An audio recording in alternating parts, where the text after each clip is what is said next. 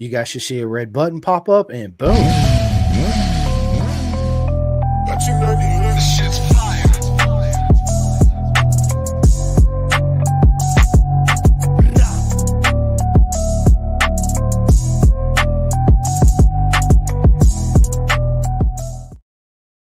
What is up, everybody? Welcome to another live Pin the Gas podcast. And listen, you guys know the deal and the routine. This episode is sponsored by Bison. Listen, I tell everybody this all the time, Annie and Jules, don't buy an off-the-rack suit because for 90% of us, it's not going to fit you correctly. It will in some areas, but it actually hinders you on the motorcycle, causes arm pump and all kinds of issues. But what I need you guys to do is go to bisontrack.com, go ahead and sign up, get that custom suit started. You can add all your logos, your colors, chest protector, gloves. You guys know the deal, bisontrack.com. But listen, ladies and gentlemen, it's an absolute honor to sit down today with Annie CBR. What is going on? Woo! Thank you for having me on here, Chris and Jules. Good to see you again. Yeah, we got Jules back up in the house. Look at back him. to this, homie. Yeah.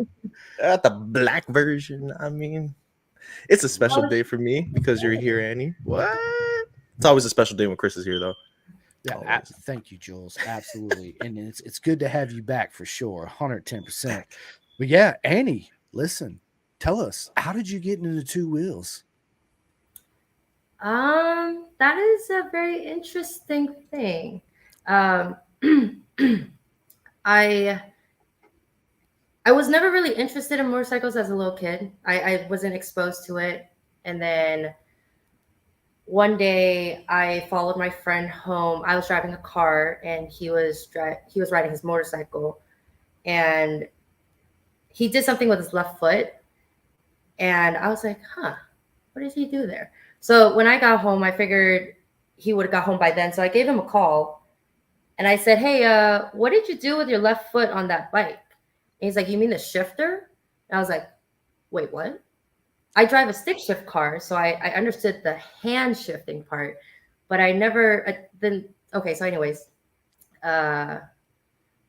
so I tried to ask him, explain to me what it meant to shift with the foot. Like if you shift it once, is not just going to stay there, or is it going to keep going down? Like how are you going to shift if your ankle's all the way like this, right?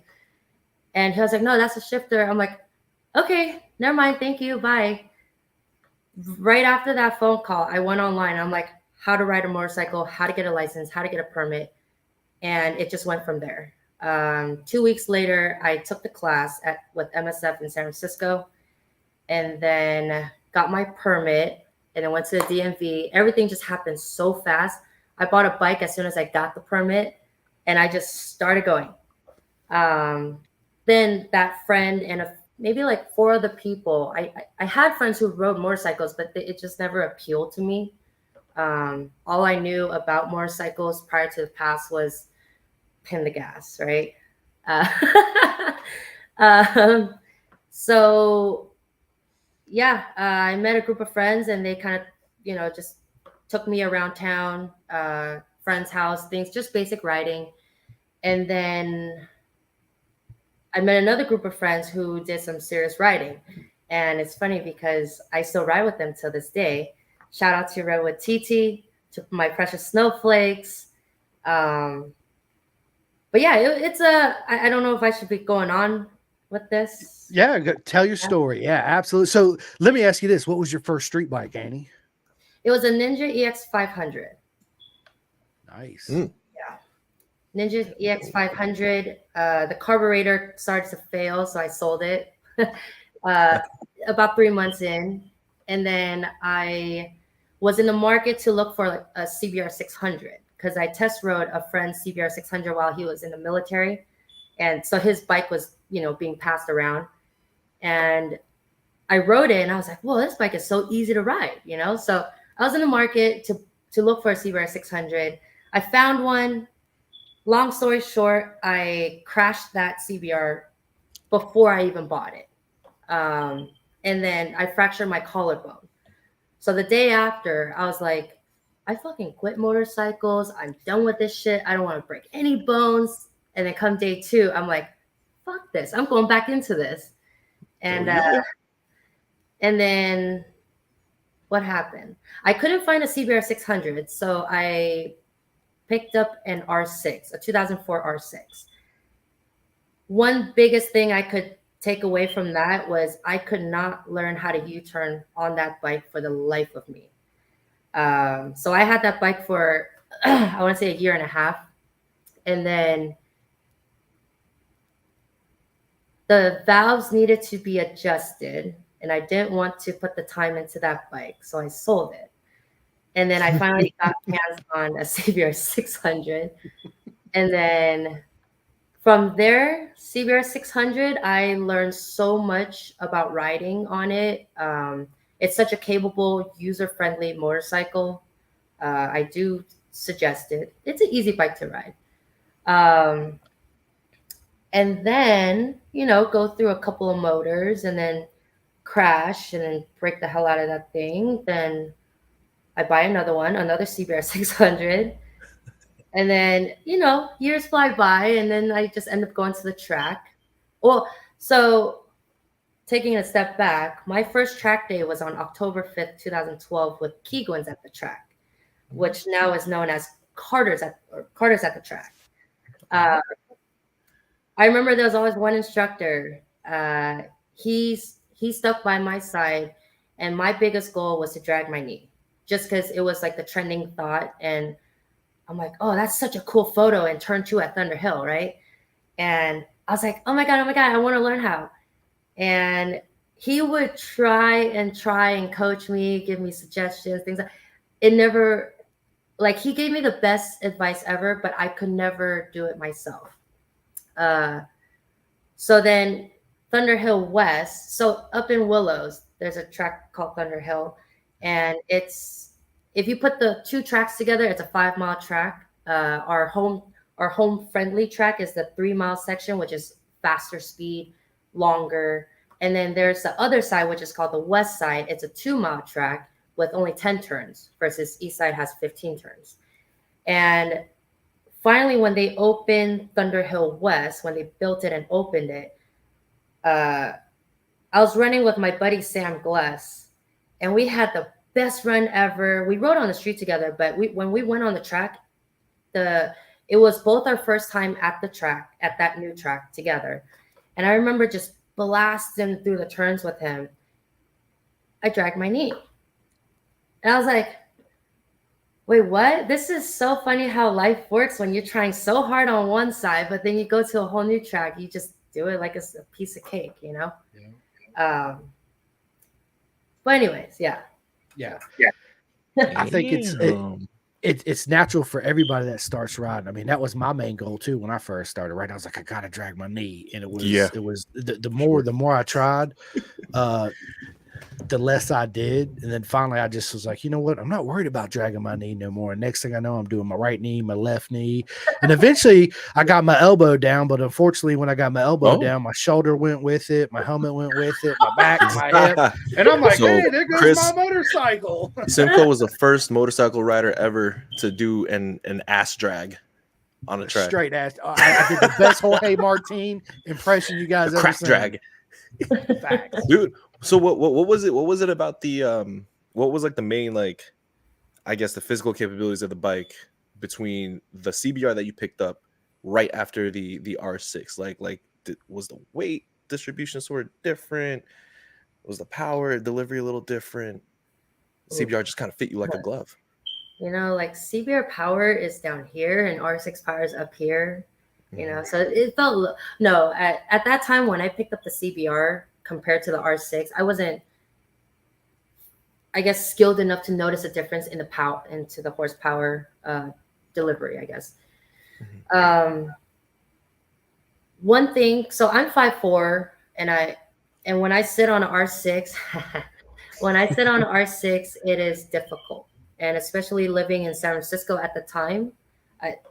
San Francisco is filled with steep hills, lots of traffic, narrow traffic roads for even motorcyclists to lane split, right?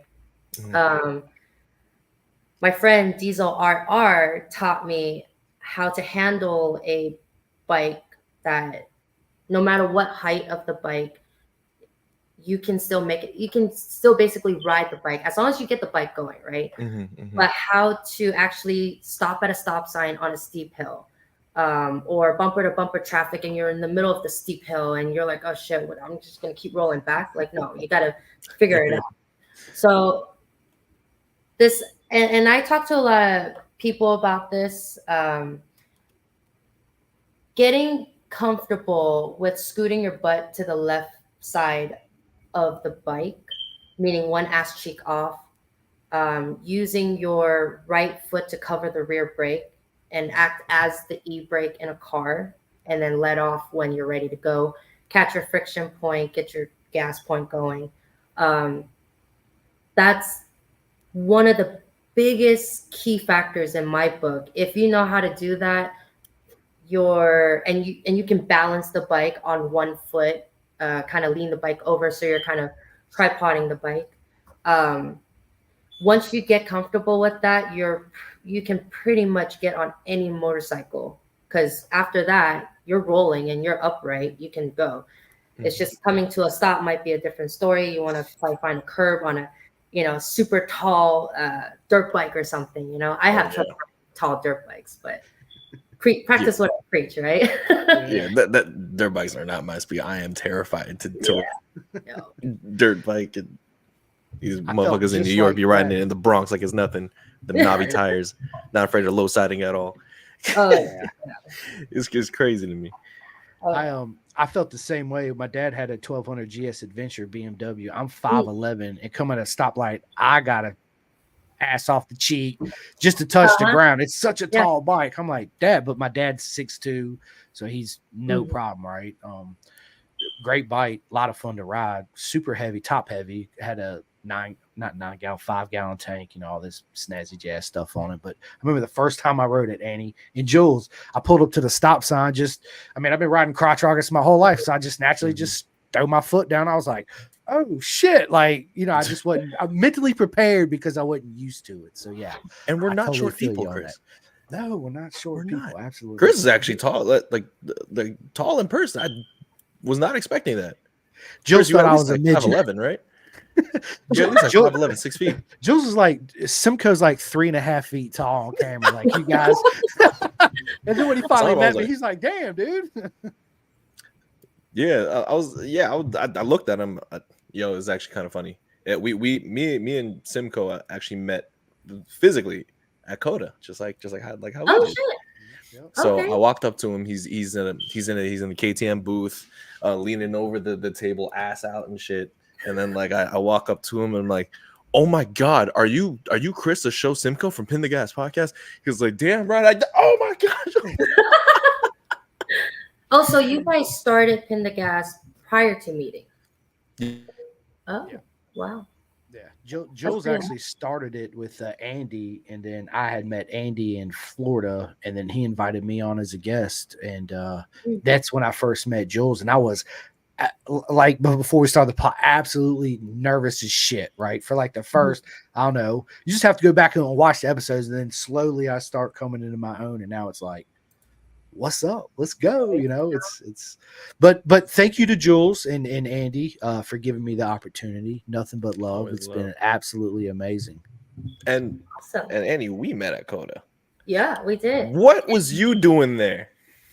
So I was a track marshal at turn 7, and then I got migrated to turn 4.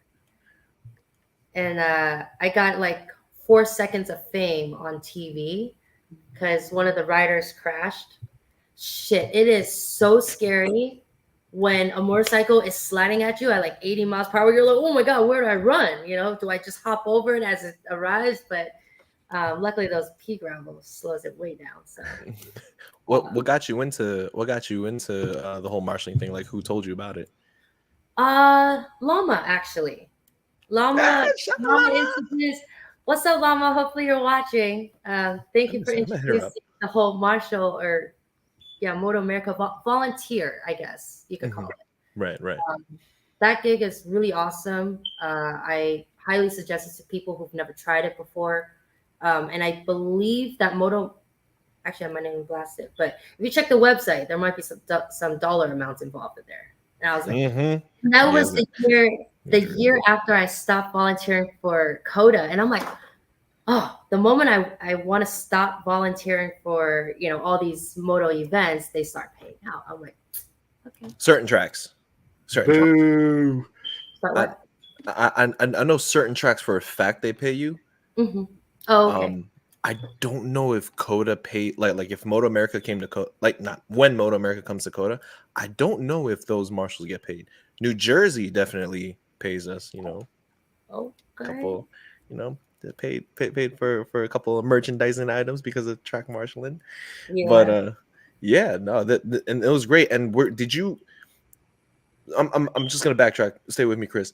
Back when you got into track riding for the first time, right?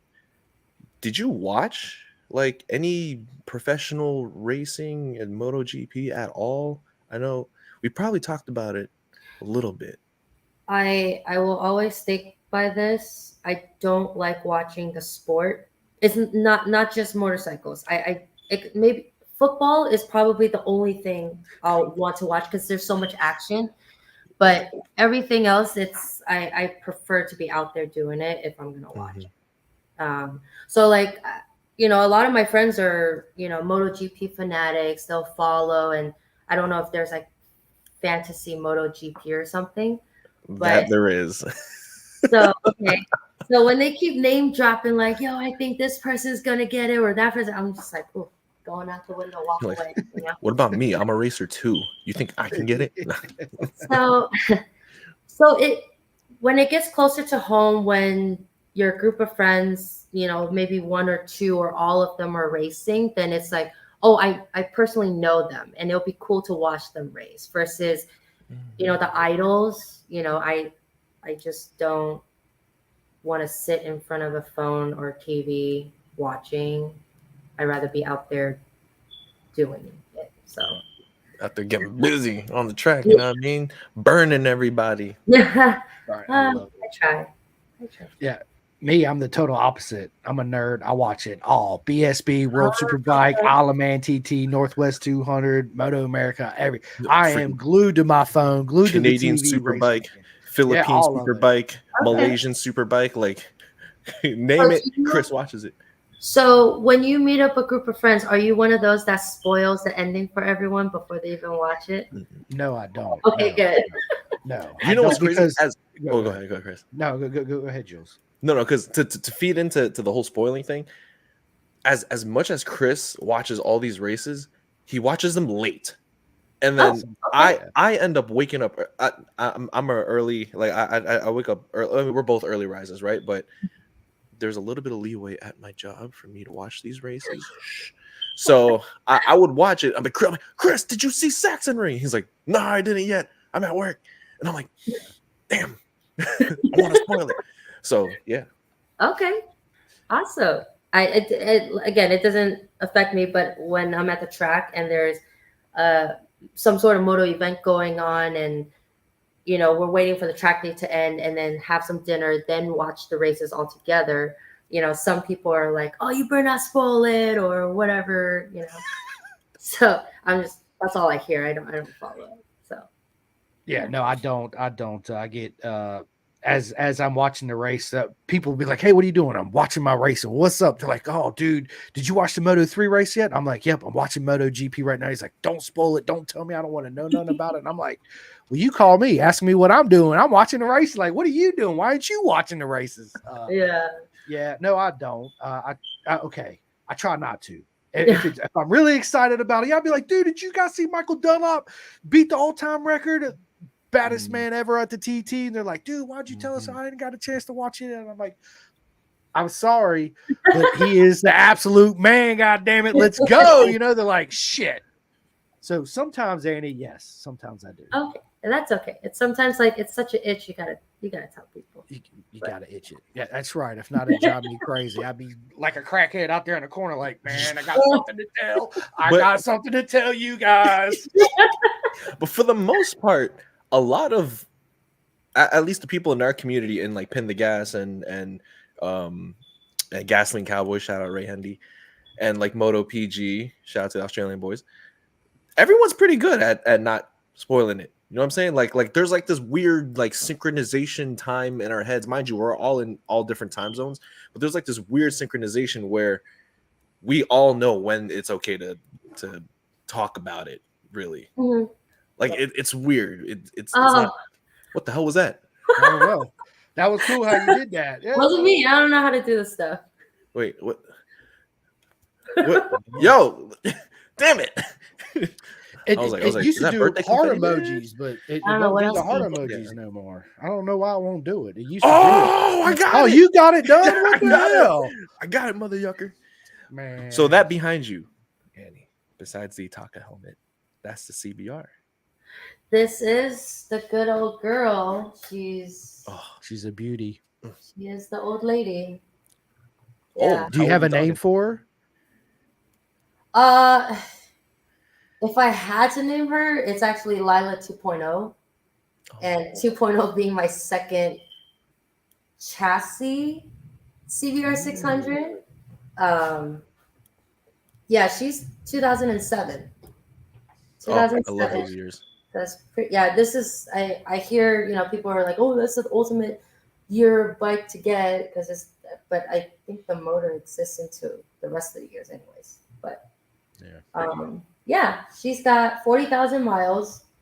I picked her up at 8. This one I picked up at 18,000.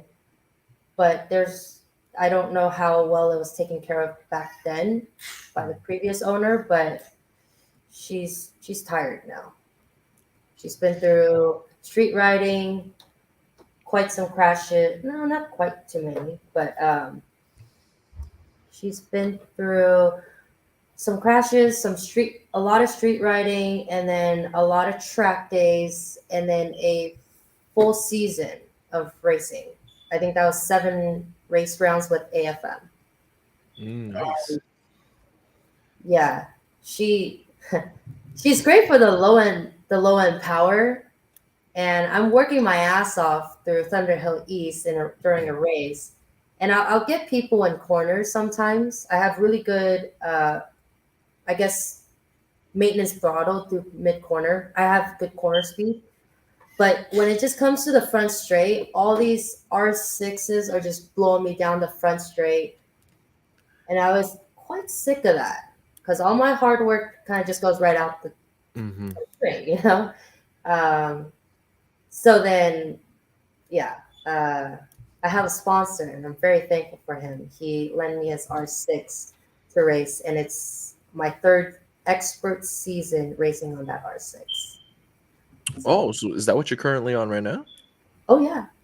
Oh. I wish I had a photo to show you. I don't know, Chris, did I send you any R6 photos? You did. Hang on. We'll pull that up in a second. Oh, yeah. So you Yammy Annie, huh? Yammy. Yeah, I joined the bandwagon because everyone was smoking me down the front. I was like, it's annoying, right? You put in all your hard work. So then I thought, if I put in just enough hard work or more hard. Oh yeah, there you go. Yep. Sure. It actually looks better now. It looks better now, she says. So one of my friends did a really good job wrapping it, and she actually wrapped this bike too. Before it's all black, it was scratched up. You can see the scratches, but right now, because she kind of wrapped it all white and stuff, it looks fucking beautiful. But she's never for hire, so She's You guys can't ride my bike. She's like, can't it's like touch it. Ferrari. We'll sell to you. You don't buy Yeah. from us. Right? Exactly. Well, Yeah. That's crazy. Oh, we about to. We're about to. So I posted this recently. That's actually Jesse Carter with Carter's at the track, and I raced him. He's on a 750, and that's the R6. It's really different, but him and I always have great races. I don't know why, but we just end up dicing it together all the time, and it's so much fun. But yeah. So you guys would be looking like at 10 you. seconds ahead of everyone, and y'all just duking it out at P1 and P2. Oh yeah. Yeah, I wish I had more pictures of the R6. Oh, here It's we all go. good. Oh. So my friend wrapped all of this Nice.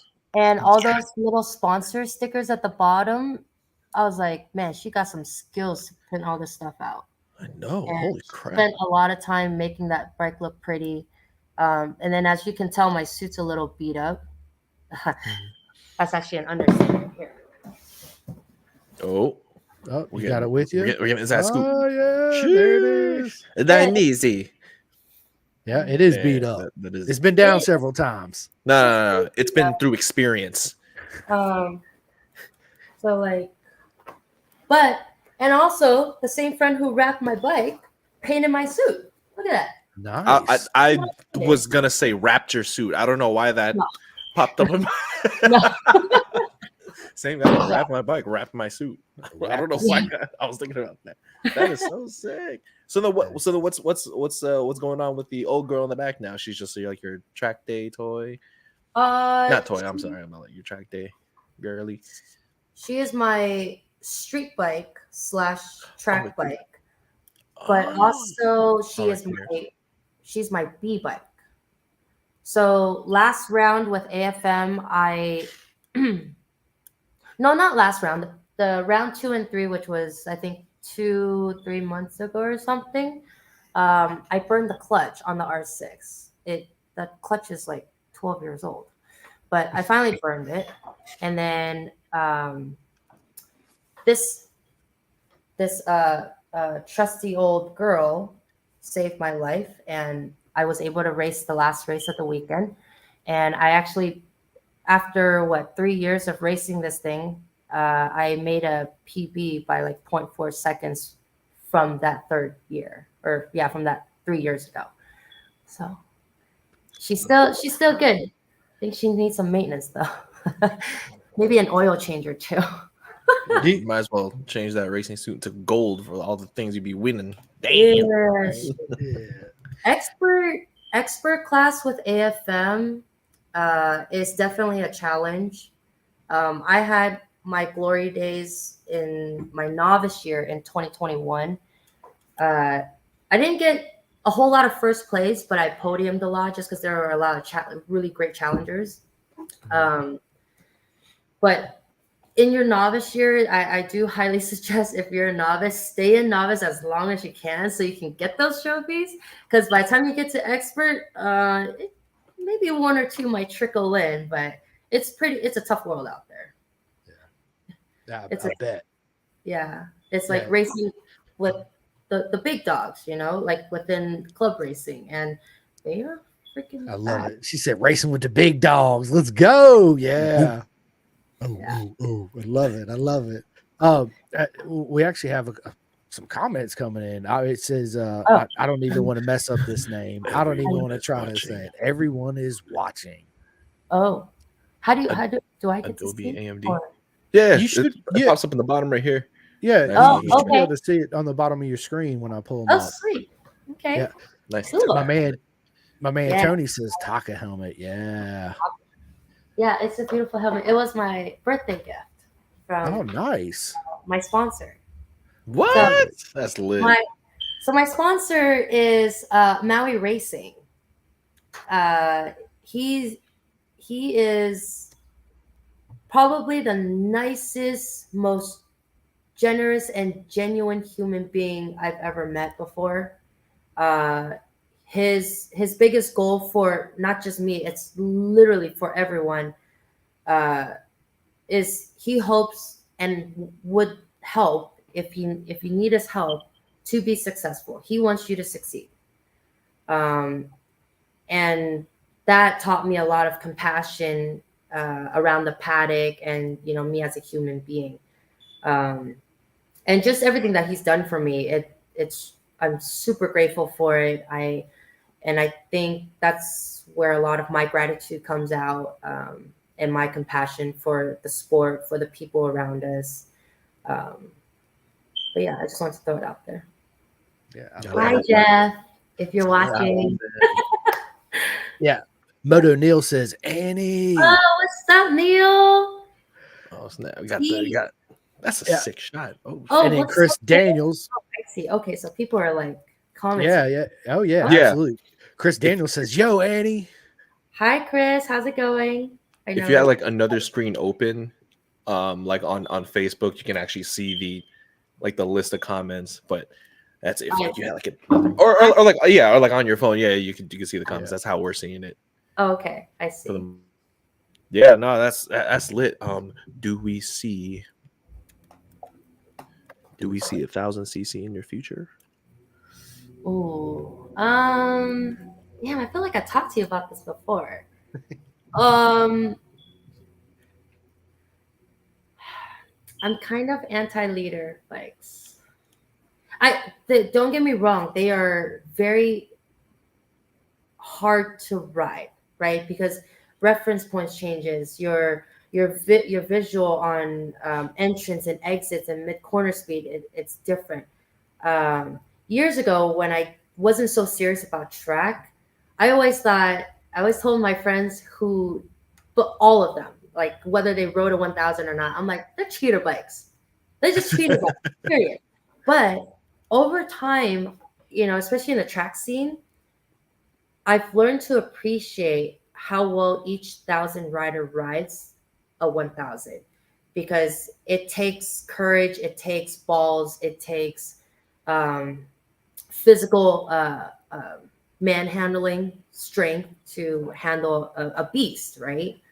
But personally, my thing is a 1000. When I get on a 1000, I feel like I'm taming a wild cheetah, or a wild lion, or a wild tiger, something wild that's freaking fast. And that's all I focus on is, oh my God, don't crash. Versus if you kick it down a notch on a 600, you're able to ride the bike. You're able to control the bike and tell the bitch, Let them know. You ride the bike. When it comes to a 400 or it's 400, 300, 250s, whatever bike, any small bike, you're putting in the work to control the bike the way you want it to. Mm-hmm. And I find that more valuable in my book, and it's way more fun. Sorry to all the 1000 riders. No, you're right. Yeah, And y'all hear that? My opinion. I also believe that riding the littler bikes, the 250s, the 300s, the 400, make you so much a better rider. You learn so much more riding a slow bike fast and a fast bike slow. That's what I always say. And first thing everybody you ask, man, what kind of bike you want? Oh, I want a 1000. I'm like, how many bikes have you had? None. I'm like, yeah, that's not a good step. Right? You need to start down lower. So my thing with jumping to different bikes, whether it's the same CC or a bigger bike or a smaller bike, I always say, because I rode a 600, then I ride a 1000, then I go back to a 600, and then I get on a 400 or 300, something small. I think, in my opinion, the small bikes exposes your pros and cons. It exposes your flaws in where you're lacking throttle, you're lacking speed, lacking drive, or momentum. Oh, hi, doggy. And that, I feel like a small bike, if you're riding a big bike, whether 600, 750, 800, 1000, I feel like those little bikes, and also mini motos, right? Like little KX65 is one of the more common ones. I feel like those are great training tools to, I guess, train your skills, your mobility, and cornering speed, or handling and stuff like that. I think it really helps build back in, or it builds into riding your bike again. It's just all around fun too. Super beneficial. Did you ever get to try riding those little O'Valley bikes? Yes, I actually had a KO. Have you heard of a KO? Yeah. Yes. Yeah. So KO's it was a cool bike. the bike ran, right? I bought it brand new. It moved. She said the bike ran. When I hit the start button, it went bop, bop, bop, moved. bop. I'm good. It made noise. The bike rolls. Nothing bad about KO. It's just I took it to Stockton a lot. I took it to parking lots. I never explored like Dixon or any other local mini tracks, or even Sonoma. I never even took it to Sonoma. But my background consists of a lot of street riding, so scenic, different types of roads. You got fast, you got goaty, you got smooth, you got cracked roads, tank slapper roads, and I couldn't accept the fact that when I'm off the big bike track like Thunder Hill, that I go to a small track and run in circles again. I couldn't. Oh my God. I know exactly who that is. And I just couldn't soak that in, that I'm running in circles again off track or off my practice time on the big track. I was sick of it. I needed scenic. I wanted like freedom to just, ride along the coast or ride around this super fun windy road, things like that. So, but I think they're great training materials. I just never really trained that serious to get a mini moto, I guess. I mean, I did, right? And then I just sold it. My training grounds more so street riding. I feel like it captures so much adjustability and adaptability to, all the worst things that could hurt you, right? Like debris, an animal around the corner, or a stopped car around the corner with a big map in front of their windscreen, and not even think about people around them, right? So things like that is, I'm a strong believer for that type of practice ground. And so unfortunately, there are times that it bit me in the ass, but it doesn't stop me. And sometimes it does stop people from riding.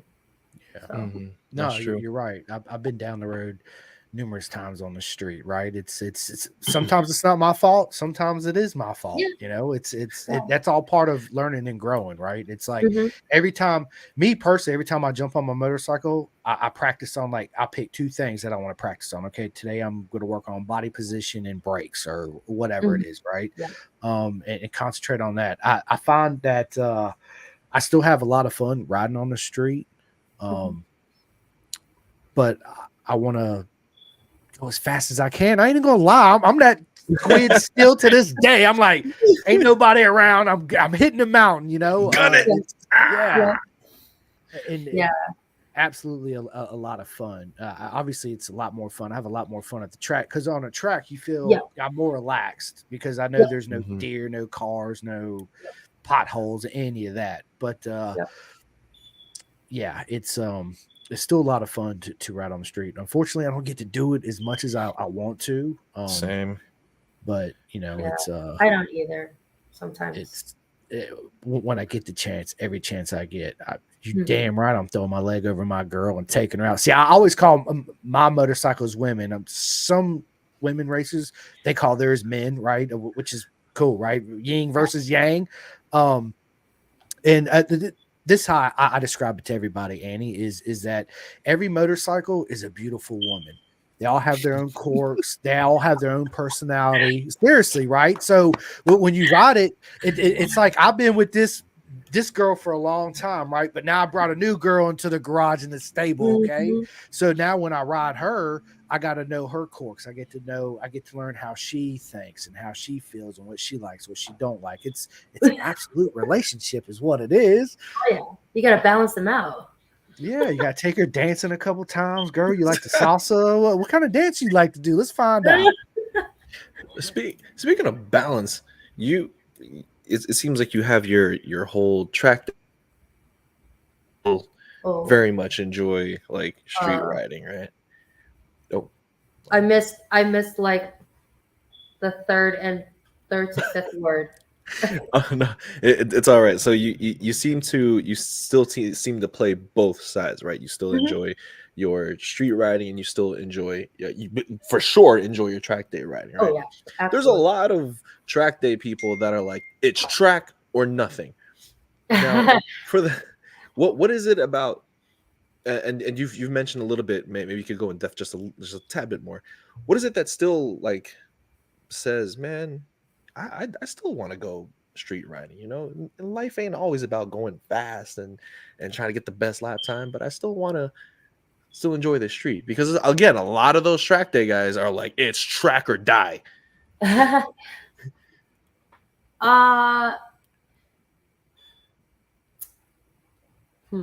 This might correlate to some tracks too. Mm. I like the rhythm of certain roads, right? You have like your favorite road or your favorite track. What brings more, like what entices, I guess what you're trying to ask is like what entices me about street riding. Yeah. It's like, do you still like the scenery on the bike and the community? So I think I threw out scenery earlier, but when we're going fast, there is no scenery. No, it's just Right? Sorry, I like kind of contradicted myself, but something about street riding and certain roads have really good rhythm. Even the most fucked up roads in this world, in California, Jesus, yes, East Bay mostly got some seriously fucked up roads, but it is so fun.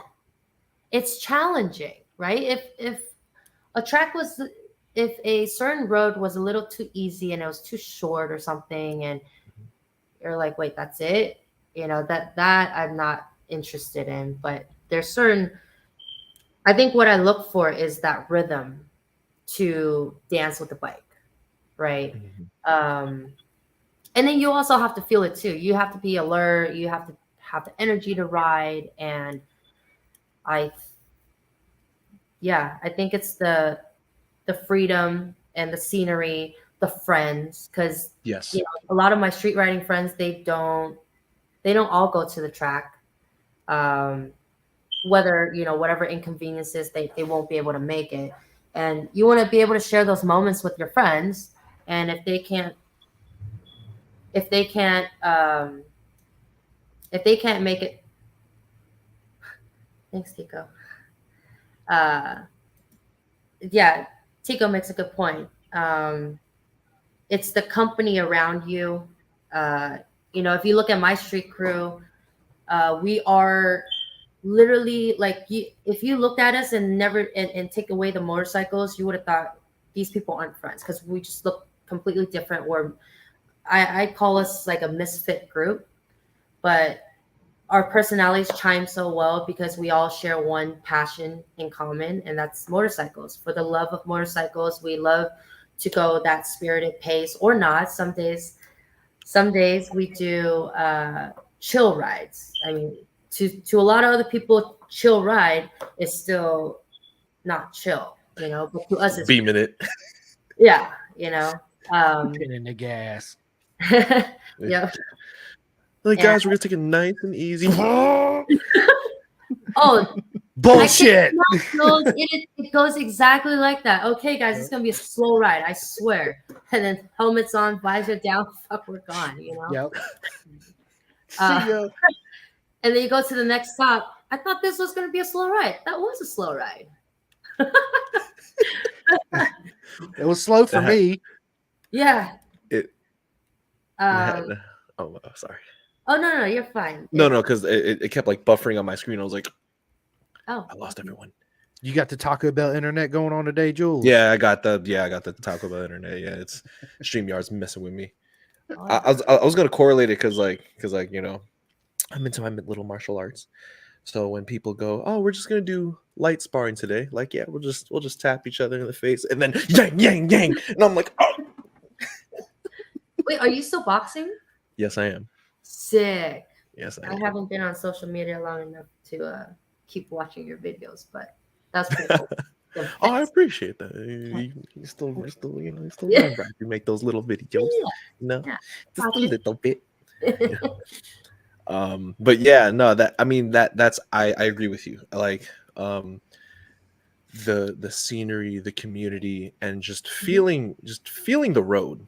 You know, Yep. there's this mind body connection with, you know, your surroundings, the earth. You know what I'm saying?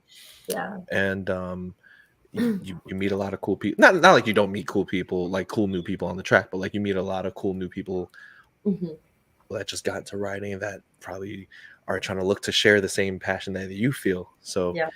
there's a really strong sense of community there. And it's always good to, you know, just me personally, walk up to your local grocery store, bringing your helmet in, just walking or like walking through the mall, you know, like, yeah. You know what I'm saying?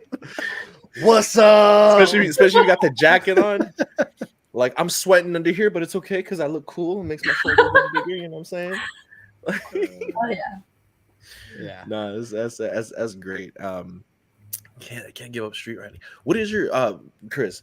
But before I let you jump in real quick, actually, I want both of your opinions on this, because you have, you know, a street mindset and a race mindset, and you don't really like say one is do or die. You know what I'm saying? What is your opinion on these people that ride 600s that go, I outgrew my bike, I want 1,000? Because you can't imagine how many times my friends say that to me. I'm tired of my 600. I outgrew it. What is your opinion on that? You ever hear that? I do. Does it give you the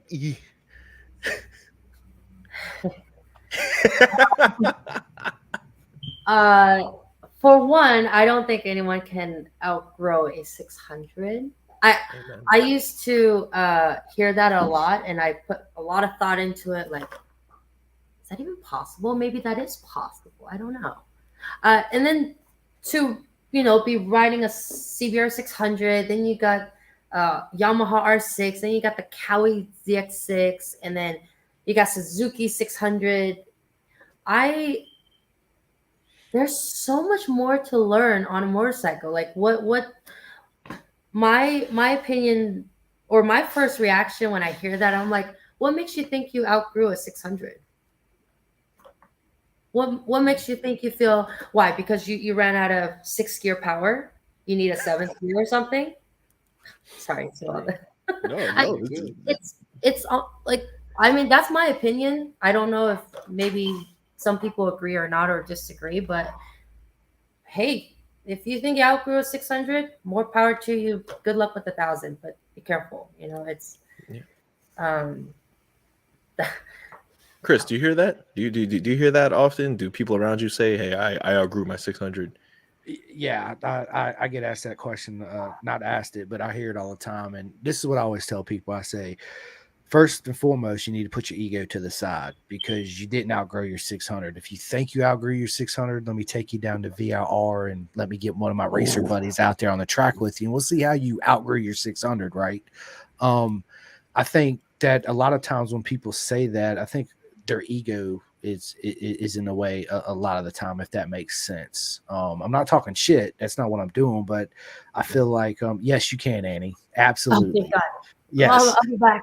Okay. No, keep on. But I just feel like, listen, there's even the professionals learn every day. Every time they go out and ride, they're always trying something new. They're learning to get faster, right? It's I don't think that I'm 6'2" and don't fit on a 600. That's fine. That kind of makes sense. Yeah, I'm basically Matt Jam is what I'm saying is, if you have a 600 and people are like, oh, I've had it for 2 years, you know, I think I'm ready for the next bike. I guess the way I see it is being doing a bunch of track days and riding on the street. Like Andy said, there's still so much more to learn, even on a 600, right? And that's why at the beginning I said I think it's even more important to buy 400, take it to the track. You will learn so much more on that 400 than you will on your 600 on the track, right? And then, dude, it'll make you a better street rider too, as well. But as far as outgrowing a 600, I agree with Andy. I don't see how anybody can outgrow it. You might be used to the power, right? That's what I think when people say I outgrew it. I think you're just ready for more pep. little bit more pep in your step. Right. But it's not And going to make you a faster rider or a better rider. Look at this You take. This is know a what I pretty good mean? take right here.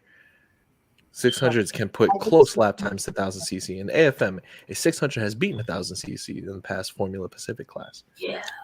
Yeah, that's all Give me down to one the second rider, now. though. That's all rider right there. 600 to 1000. That's not bike performance to bike performance. That's rider performance. When it comes to 1000 versus a 600. A 600, obviously you ride in a totally different way. Like Annie said at the beginning, when you ride a 600, it's completely different than riding a 1000.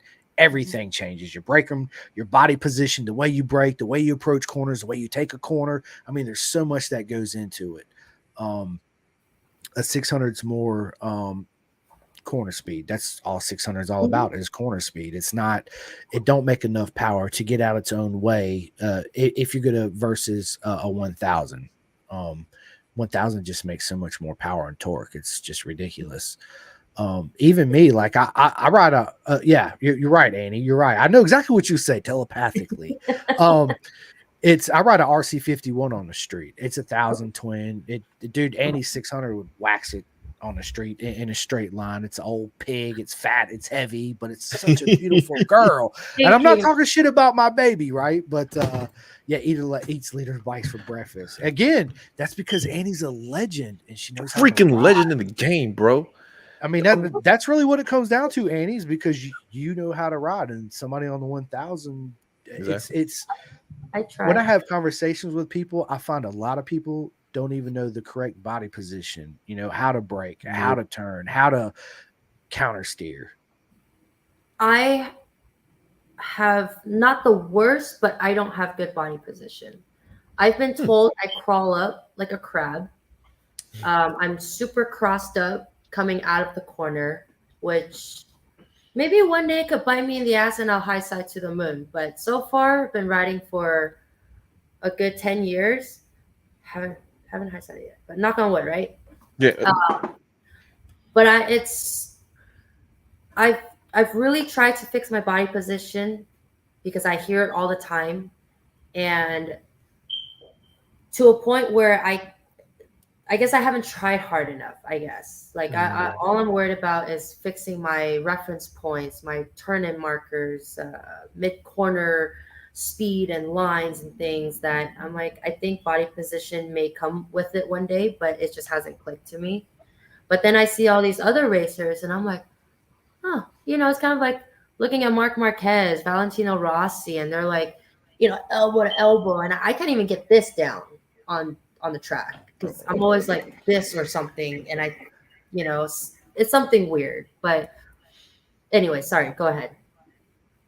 No, I was actually just gonna say, like, I'm not a racer by any means or like a track day warrior, but from everything that I see is I feel like a lot of people ride their rides, right? Like whatever suits their body type the best.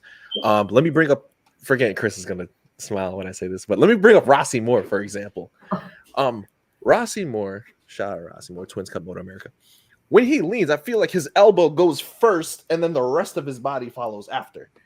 So like in some cases, people are like, oh, well, that's not really fundamental, you know what I'm saying? But I feel like it's whatever your body can do that can maneuver the bike to do exactly what you want it to do.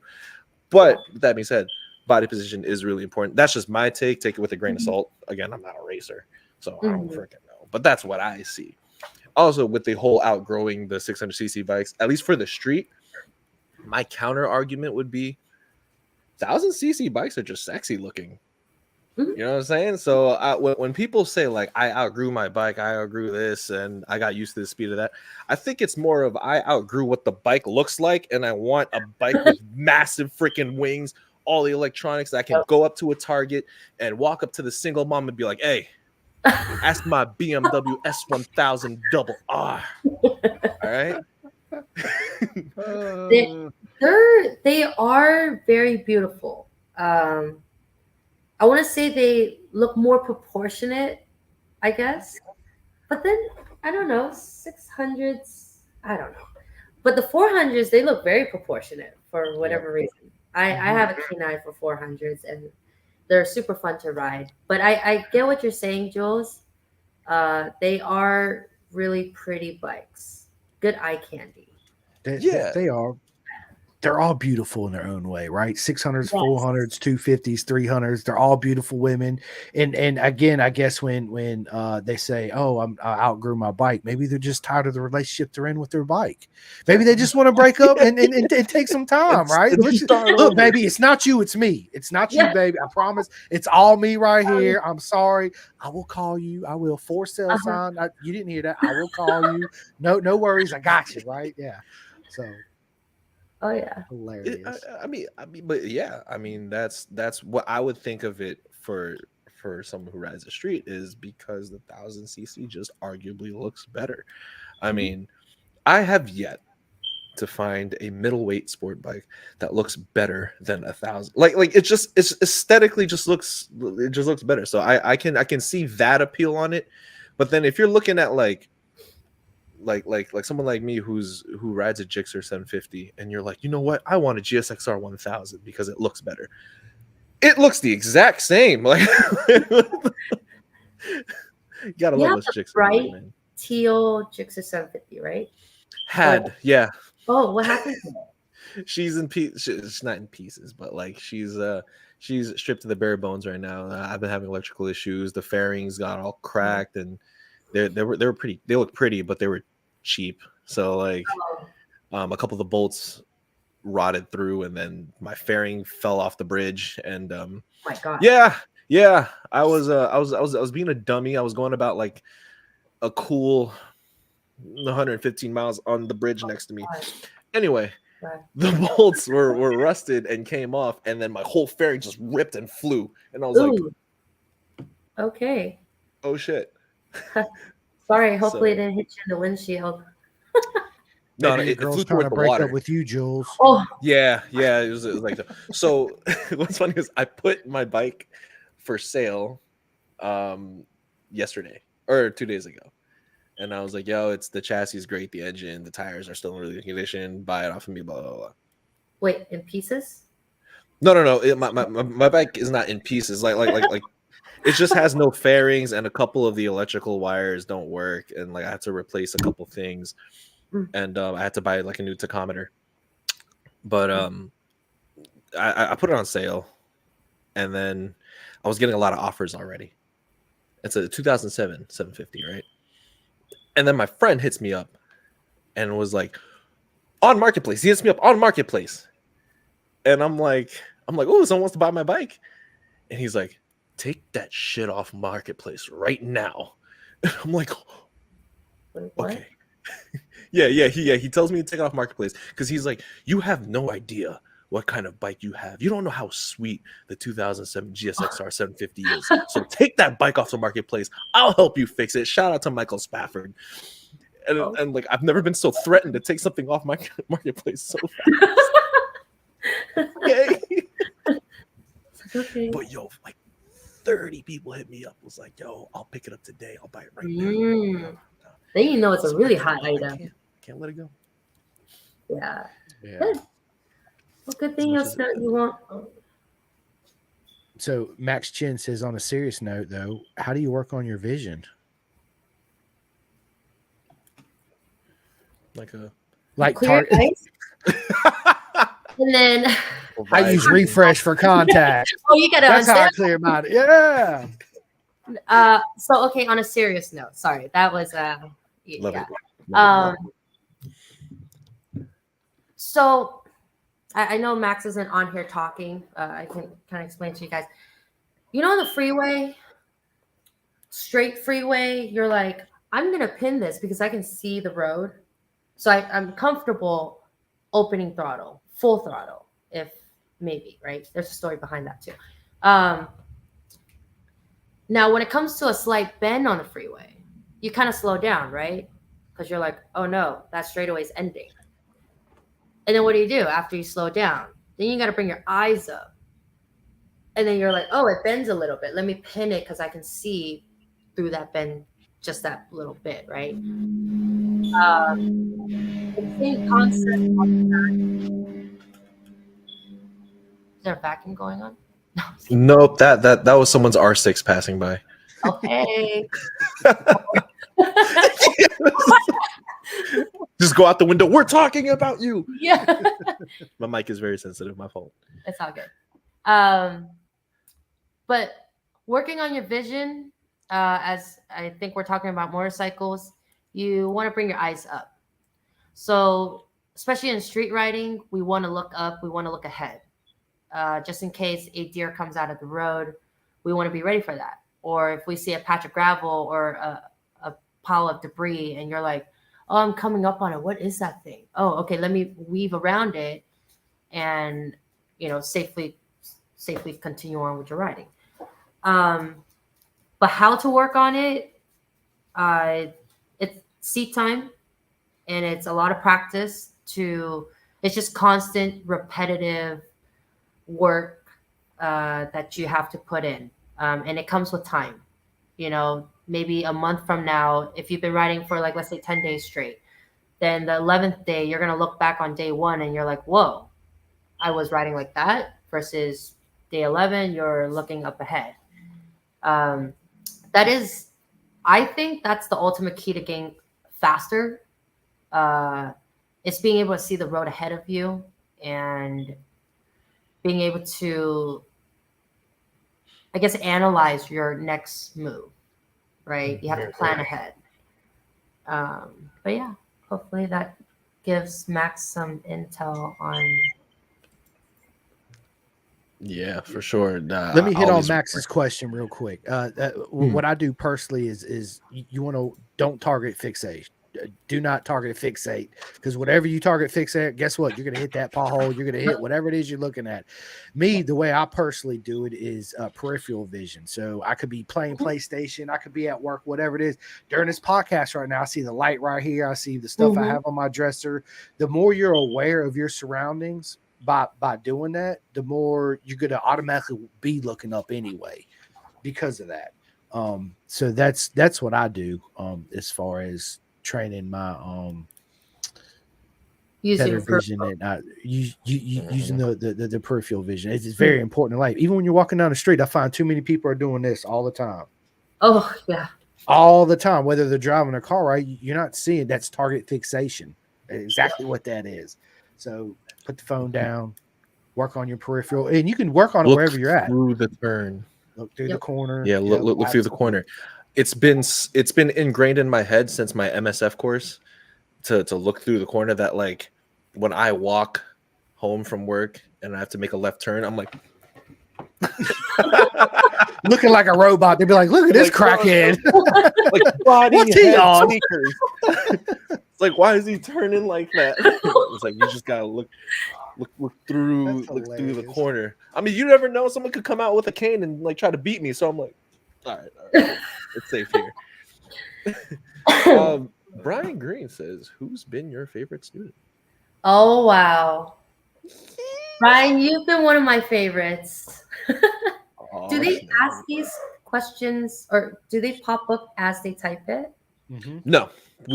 I mean, yeah. So if I said, bring them up, yeah. Oh, okay. So if I responded as soon as I saw it, would Brian hear it right away? Or okay. Yeah, Brian's been one of my favorite students. Yeah. Students as in I'm a Carter. Carter's at the track instructor. Thanks to Carters and their family, they've trusted me to be on staff with them and kind of provide knowledge and advice, tips and tricks, and represent their team. So we host these Ken Hill schools. Yep.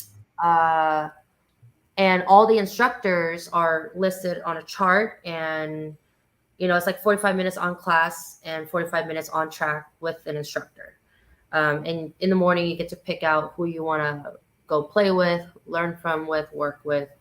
And Brian Green was one of them. And it's really amazing when riding a motorcycle is one thing, right? You're learning yourself for the feel of the bike or the concept of the bike. But then it is a whole nother aspect to riding, a whole nother world of riding when you have to speak what you do, right? Because I'm a ride by feel kind of rider. So a lot of it was any critique was because it didn't feel comfortable to my arm or it didn't feel comfortable to my body or something. And I would make those changes, right? But then back then I wouldn't be able to tell you what I did differently. But now, kind of being put on as a guest instructor before I was officially an instructor with Carter's, it really put me on the spot, and it kind of worked my brain to really put what I feel into words, what I do into words. And so then putting my words or putting my feels into words, then having to explain it to someone, that's a whole other step too. And it's a good challenge, because somewhere in there, in every new student, you learn how their brain works, or you learn what their body language says to you, and then you go from there to direct whether you're going to talk like this to them or you're going to talk like that to them.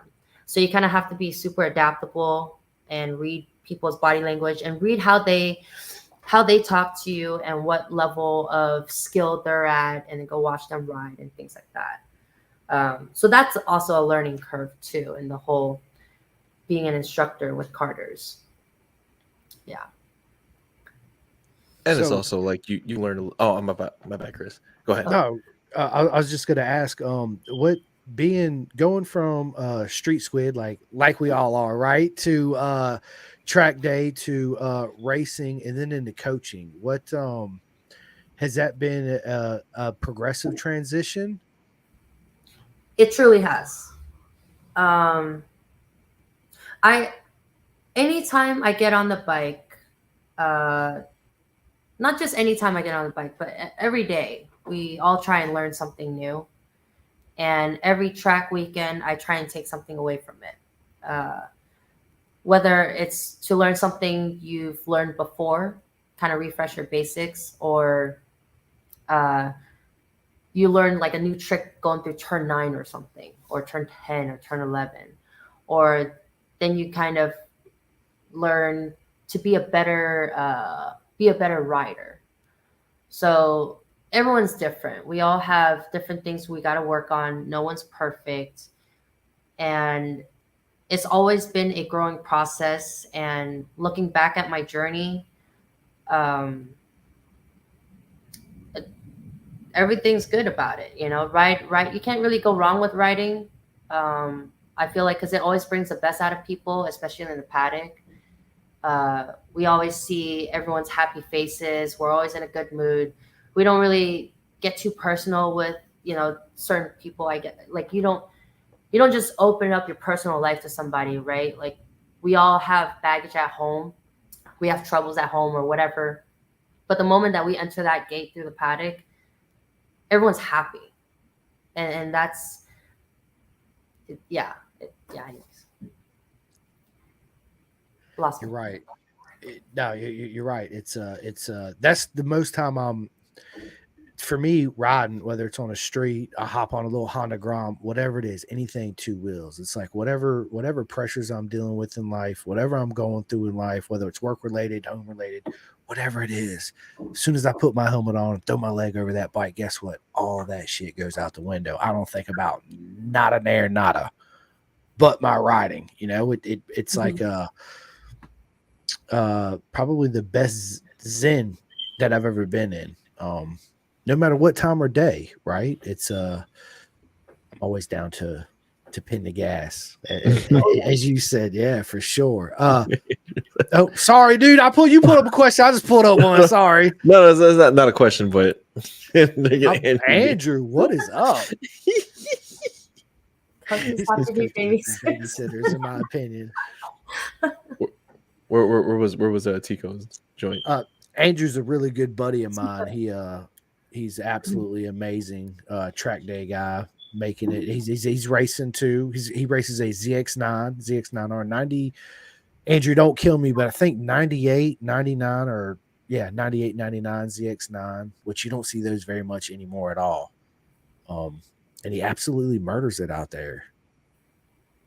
Tycho says, "Where's Pilot? Is Pilot your dog?" Oh yes, I love it. Yes, I love it, dude. I'm a dog. Look, my dog Charlie's right here. There she is. She's laying down on my floor with me. Hey, Charlie. So yeah, knock the heck out. Yeah, she ate good. She's a snap time. She's old. She's my old lady. She's enjoying her food coma. Yes, she is. Yeah, and she eats good. So I don't feed my dog off subject. I don't feed my dog food. I make her brown rice, white rice, corn, chicken, beef. So like human food. That's what I feed her. Nice. And since I changed her diet over, it's made a world of a difference. Nice. So just off subject. So it's all good.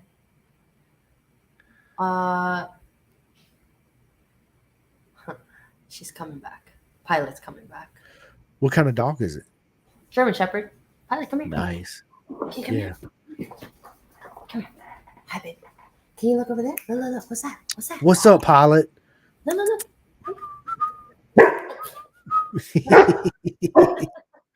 I hear the whistling. Who is that? Mama, who is that, Mama? You're okay. Okay, not allowed. Oh, we are a dog-friendly podcast. My husky is sleeping on the little recliner here. Your husky was rolling on her back behind you. And that's when I was like, what is that? Like this the whole time. Is that a big gerbil? She's a little menace. No, she's actually not. She's very well behaved. She's not one of them like husky dogs too. So thank God. Guard dog. And then we got Samantha. Samantha says, "Annie, always a million thanks for showing me the way to the track. You inspire me to achieve the dreams I have on the track. Nothing but love." Absolutely. Aw, I love you, Sam. I love it. Yeah, let's go. Let's go. Oh, did it tricks? I'm mad because mine don't do that no more. How do you get? I don't even know how to do that. Oh, you just put a heart towards the camera, and then no way. The thing reads. But mine's not doing it. Mine used to do it all the time. No, mine's not doing it no more. I think it's the light. I think like it has to read the lighting. I don't know. I love this thing, man. Like they have so many little caveats to it, like little nice presents StreamYard be giving us. But hey, you guys, give me 1 second. I'll give you 2 seconds. Thank you. Nah, I don't think I ever told you about my first track day because I was in Florida with the mini GP guys, and they gave me a Honda CRF 125 110 something like that, very small bike. Okay. Yeah, I crashed that thing maybe like 4 times. That's okay. Those are crash proof or break shatter proof. Yo, I've never been so humbled because I'm like, oh shoot, little Rossi, what's up, bro? Little Simcoe Jr., what's up? Good. I'm playing Fortnite.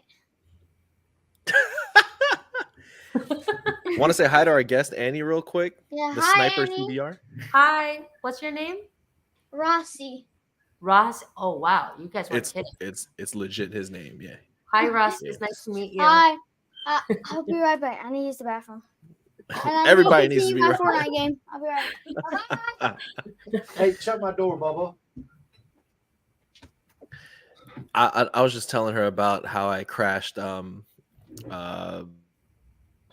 don't know if it's the Glover's bike, but I crashed that CRF like 4 times. Mr. Clutch Lever. Yeah, I broke so many clutch levers that day. Wait, you rode in Florida? Oh my God. So you did a track day in Florida, but never back home in New York?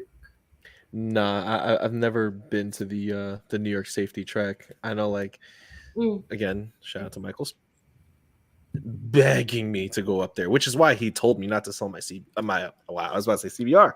Whoo! My Gixxer.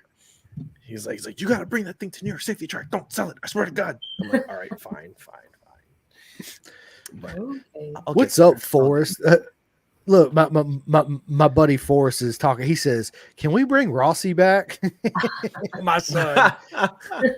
Unfortunately, he's in this Fortnite mode because I stepped out real quick and he was like, I was like, Rossi, Jules is in there with Annie right now. He's like, what? I'm gonna go say hi. I said, go, and that's when so he's awesome. Yeah, Moto Neal. Oh, what did he say? First time I met Annie, she was the she was the passenger. Now she's smoking all of it. I was a passenger for quite some time. Only because my bike never worked. Anytime my bike didn't work, I'd still be able to attend the ride thanks to a friend. He would always take me on the back of him. And it didn't matter if I was on the back or not. He still hauled ass. And he's got some serious control on that motorcycle. But then after I want to say maybe 4 years, I got my bike running, not after 4 years, but, just after the whole pattern of breaking motorcycles and whatnot. That trend stopped. And I said, you know what? I retire riding on the back. But that's not true. Sometimes here and there, I'll sit on the back of a motorcycle, and being the rider and bringing a passenger educates you as well. Educates the balance, the smoothness in the throttle, not to hit your brake too hard. Otherwise, they hit your helmet, and then, not gas it too hard because they might fall off the back and they're not ready. But yeah, I thank all my guinea pigs for sitting on the back of me and trusting me to bring them around town. And it's super fun. One of them is my best friend, Ellen. I don't know if she's watching right now, but oh yeah, Jules, you know Ellen. Yeah, she's like my ride or die. She was always willing to sit on the back and go with me on these fast twisty rides. And there was one time we went on a Friday night ride, and the thing I thought about before the helmet came down, I said, if you want me to slow down, squeeze your kneecaps on my hips, as in, to signal me, slow down, slow down, slow down. And then, of course, in the heat of the moment, when we're all about to go onto this section of a really fun road, she squeezed her hips, and I'm like, oh, that means it's go time. So I went even faster. And then by the end of it, I was like, hey, is everything okay? She's like, I thought we were going to slow down. I was like, sorry, force the habit. It was pretty funny. Oh, that's awesome. I love it. Oh, man. Shout out Ellen. Wait. Tico says. Oh, Ellen McFall. I didn't say Ellen Nguyen. I just said Ellen, but okay. Oh, she recently got married. Yes, I think I saw them. Well, congratulations. Yeah, congratulations. Congratulations, McFalls. Absolutely. Showed me a lot of what I was doing different then. That's good.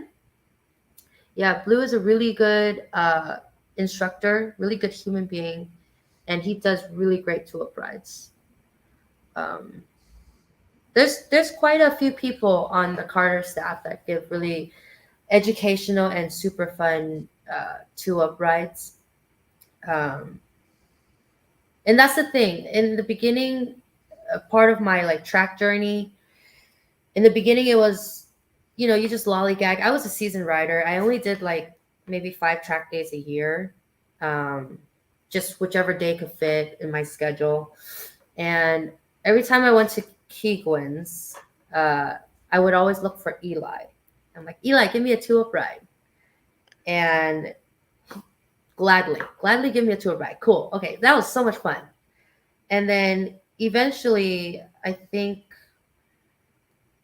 maybe in 2018, 17, there was a time when I got stuck on something. I was trying to excel in this one corner, whether it was like line entry or speed or like downshifting or something, right?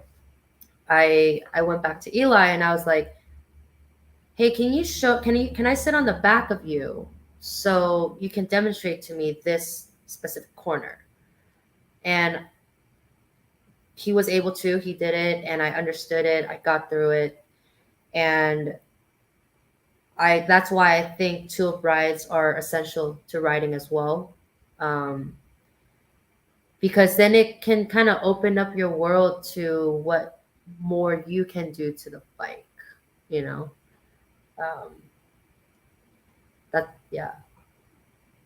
Oh, for sure. You're right. Absolutely. And I'm actually going to do a tulip ride with my buddy Dustin Coyner when I go out, because I'm gonna come out to California. We've been talking about it for a while. Oh my God, rest in peace, Chris.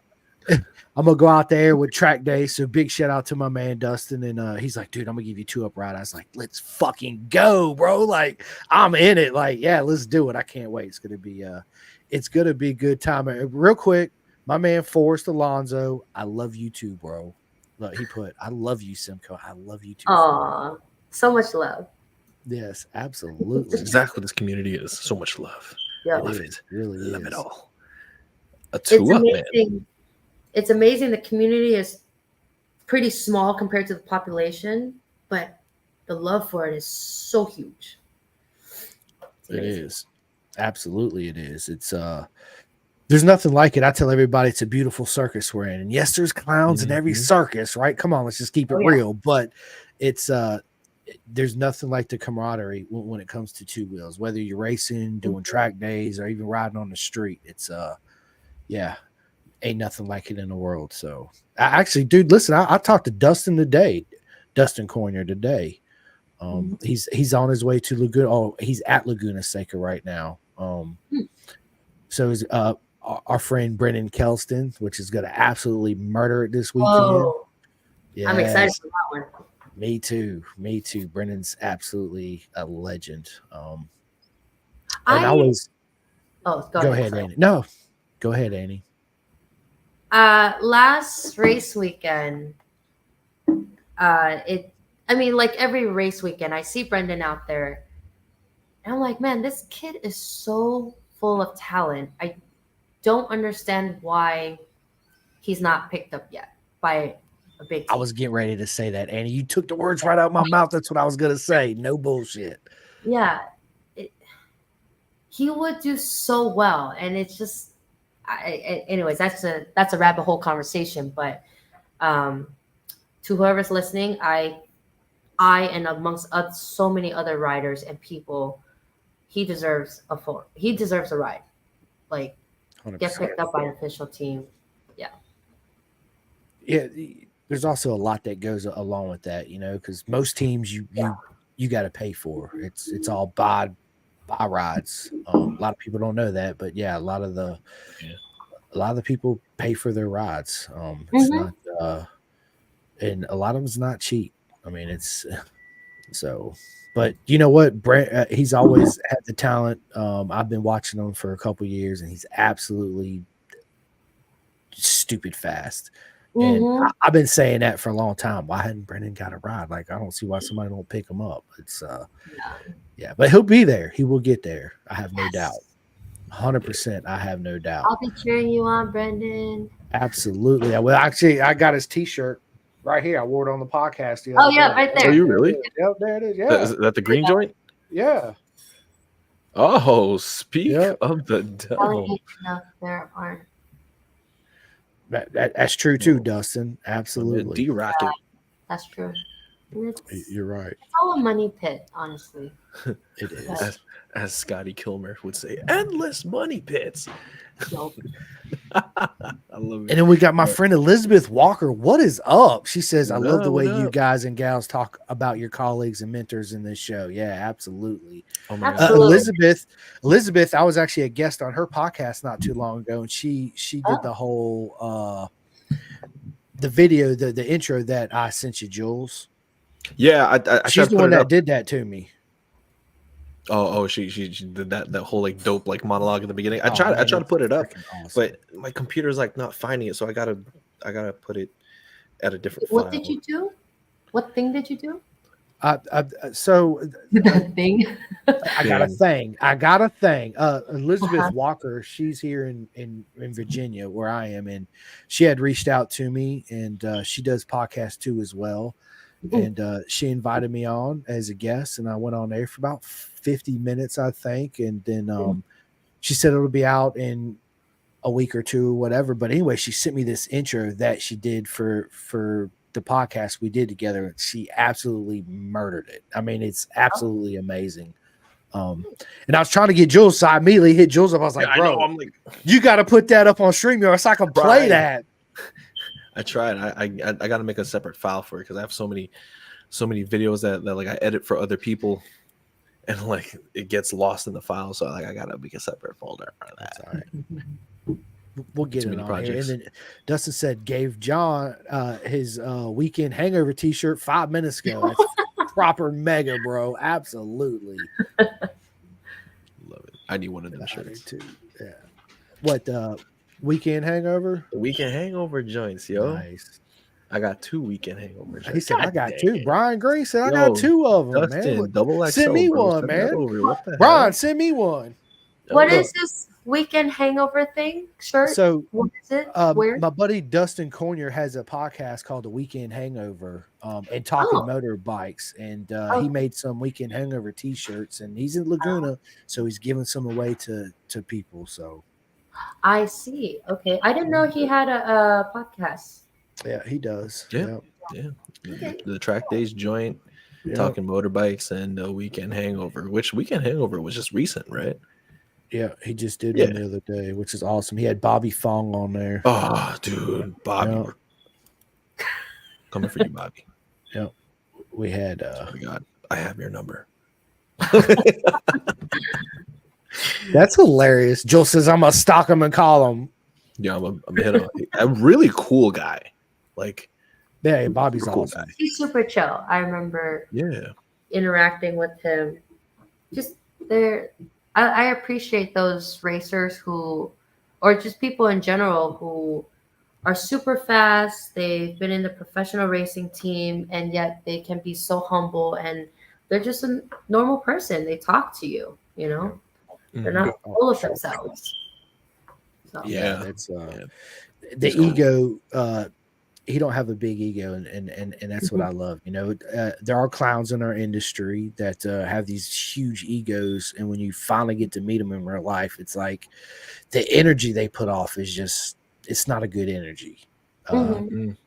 Would be the best way for me to say it. It's yeah. So Or like the super loud ones on social media, but are awkwardly or socially awkward in person. In real life, yeah, That is like mind blowing.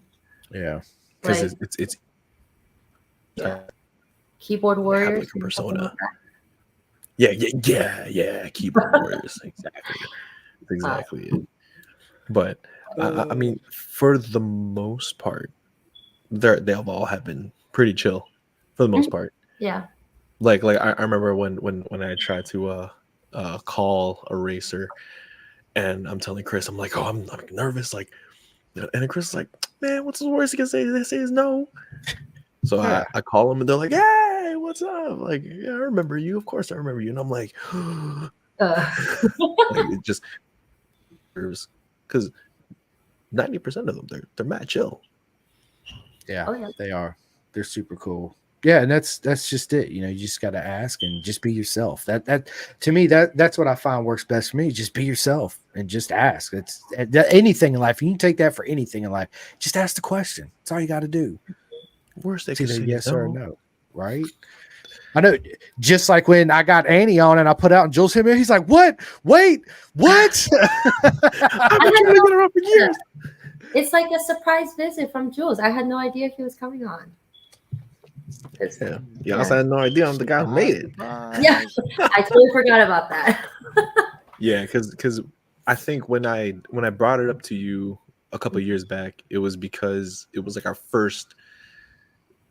We I think just we started had it. like 3 episodes in, I think we just added Chris in, and now Chris runs the whole show. So Yeah, you were just saying he just started. I don't know how many videos you were in, but yeah. yeah, Cool.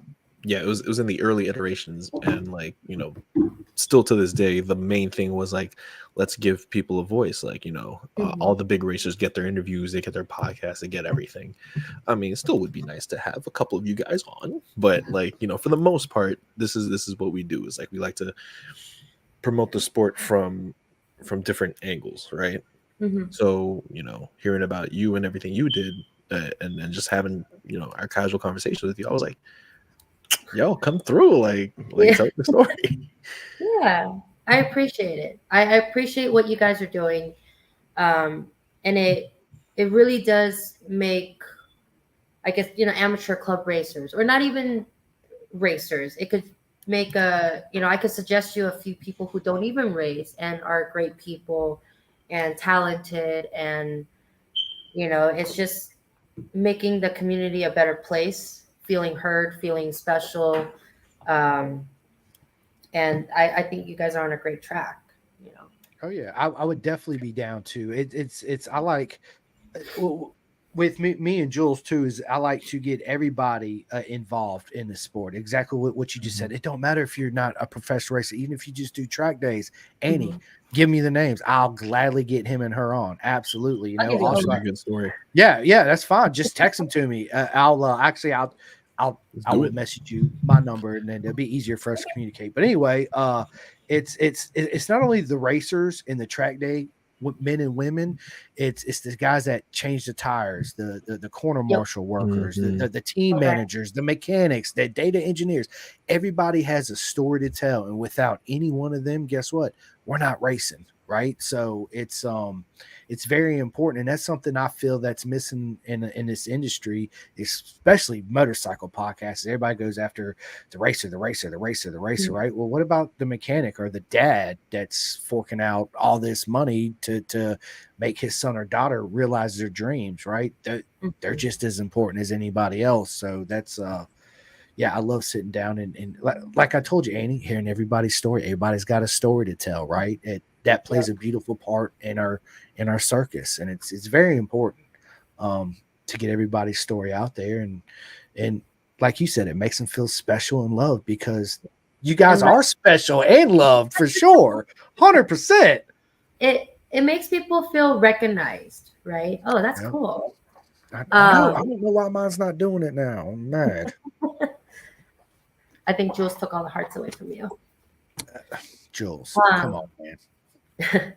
I think one thing we tend to forget is, yes, we acknowledge our pit dynamics. You have your race manager, you have your pit crew, or your crew chief, and then you got your tire guy, then you got your suspension guy, and all that. But the ultimate thing is the track staff.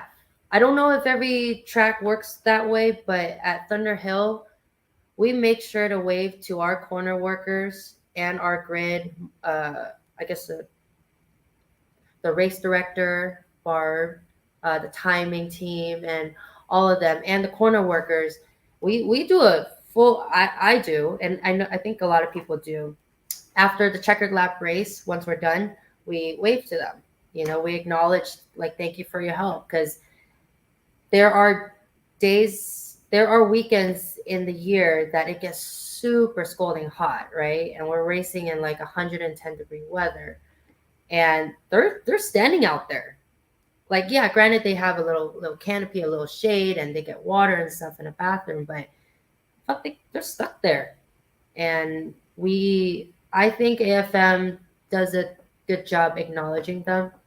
But I hope that is something that doesn't go unnoticed in every track, everywhere. You know, like you said, it's the crew chief, the tires guy, everything that makes it possible for a race or even a track day organization, or any organization to happen. Like, we try our best not to forget it.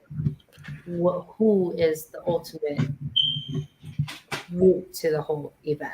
You know, I appreciate AFM's staff, everyone, corner staff, the grid.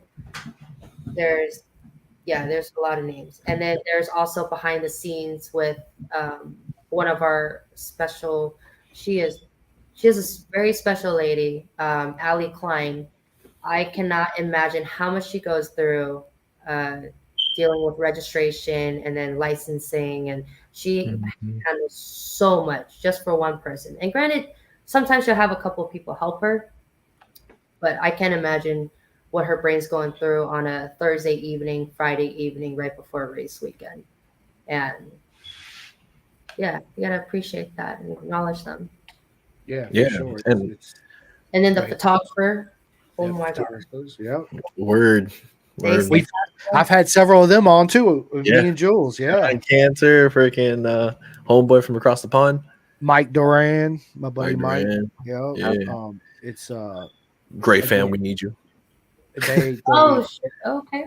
Great fan. Coming after you, great. Yeah. He does pretty good videography. yeah, he does. Oh yeah, Kills yeah. it in videography for sure. And back to your respect to those people, and you've been on that side of the field. You've been on the sweltering heat, watching the race. We've been, that weekend was brutal. Like, Yeah. oh my god, I came back like 5 shades darker. Yeah. Yeah, and some of Coda's corners don't even have shade. No, Let me tell you something, Chris. Her corner, What? she had like they had like a little table of snacks. They had like a little canopy. oh my god, They Yeah. was chilling. They I got was it good. I was here in turn 20, no shade, using the Red Bull sign as like a shield, and I'm like dying in this heat. And then we come back. We come back to the meeting, and they're like, "Yeah, that was a good weekend," and I'm here like, All dehydrated, gasping for air. lost 10 pounds just standing there. You know what I'm saying? But yeah, no, that because you know what they say. Shout out to David Howley. He's the guy that runs the whole like marshaling things for Yep. P and like all of Moto America. It's, There's one thing that go ahead. Sorry. I was gonna ask, is David Howley still involved in this? Absolutely, 1,000%. He runs. I don't even know how he gets sleep, to be honest with you. But he tells us, every meeting, he's like, if it wasn't for you guys, these races and events wouldn't happen. And I'm just like, yeah, I'm motivated now. And it's like 5:30 in the morning. I'm like, Yeah. Oh, he needs to give his pep speech to all of us because we're all half asleep.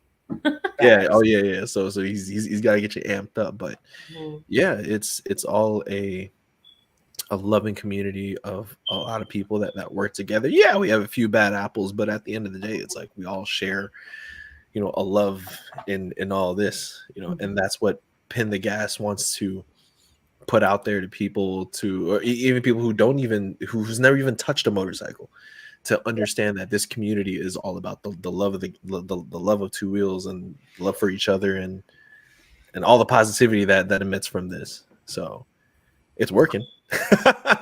It's working, I'll tell you that. That's awesome. yeah, for sure. So, Annie, let me ask you this: what kind of training do you do as Training far as your Motorcycle? races in race weekend? Yeah, Seat time? she's like, Like, you mean like workout?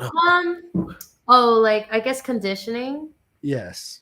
Like Like, do you I ride would- supermotos or anything like that? street rides, and I go to the gym.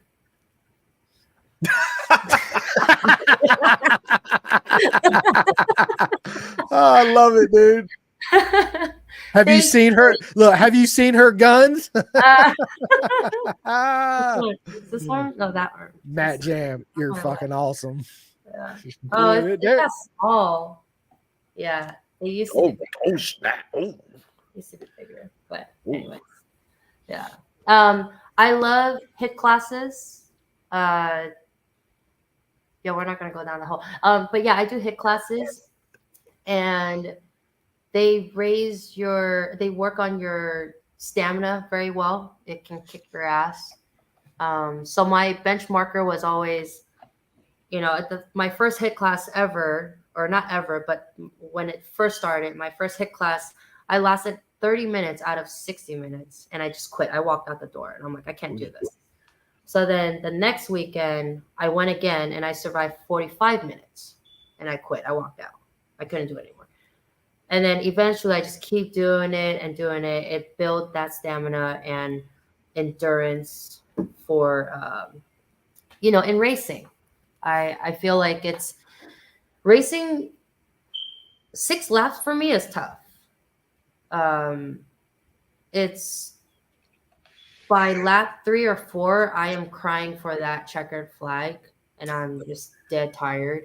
So going into taking HIIT classes, running pilot, and lifting weights a little bit, I feel like that all contributes to sustaining 6 laps. And actually, just recently, I signed up this past round 4. It was about a month, maybe like a month ago or something. I decided to race FP, which is Formula Pacific, which is the main event for AFM, and that's a 12-lap race. And I kind of tried to condition, but I really put my mind to it that, okay, I think I can do this. Let's see how well I do. So when I attended the race, lap 4, I broke my shift linkage. So I couldn't shift anymore.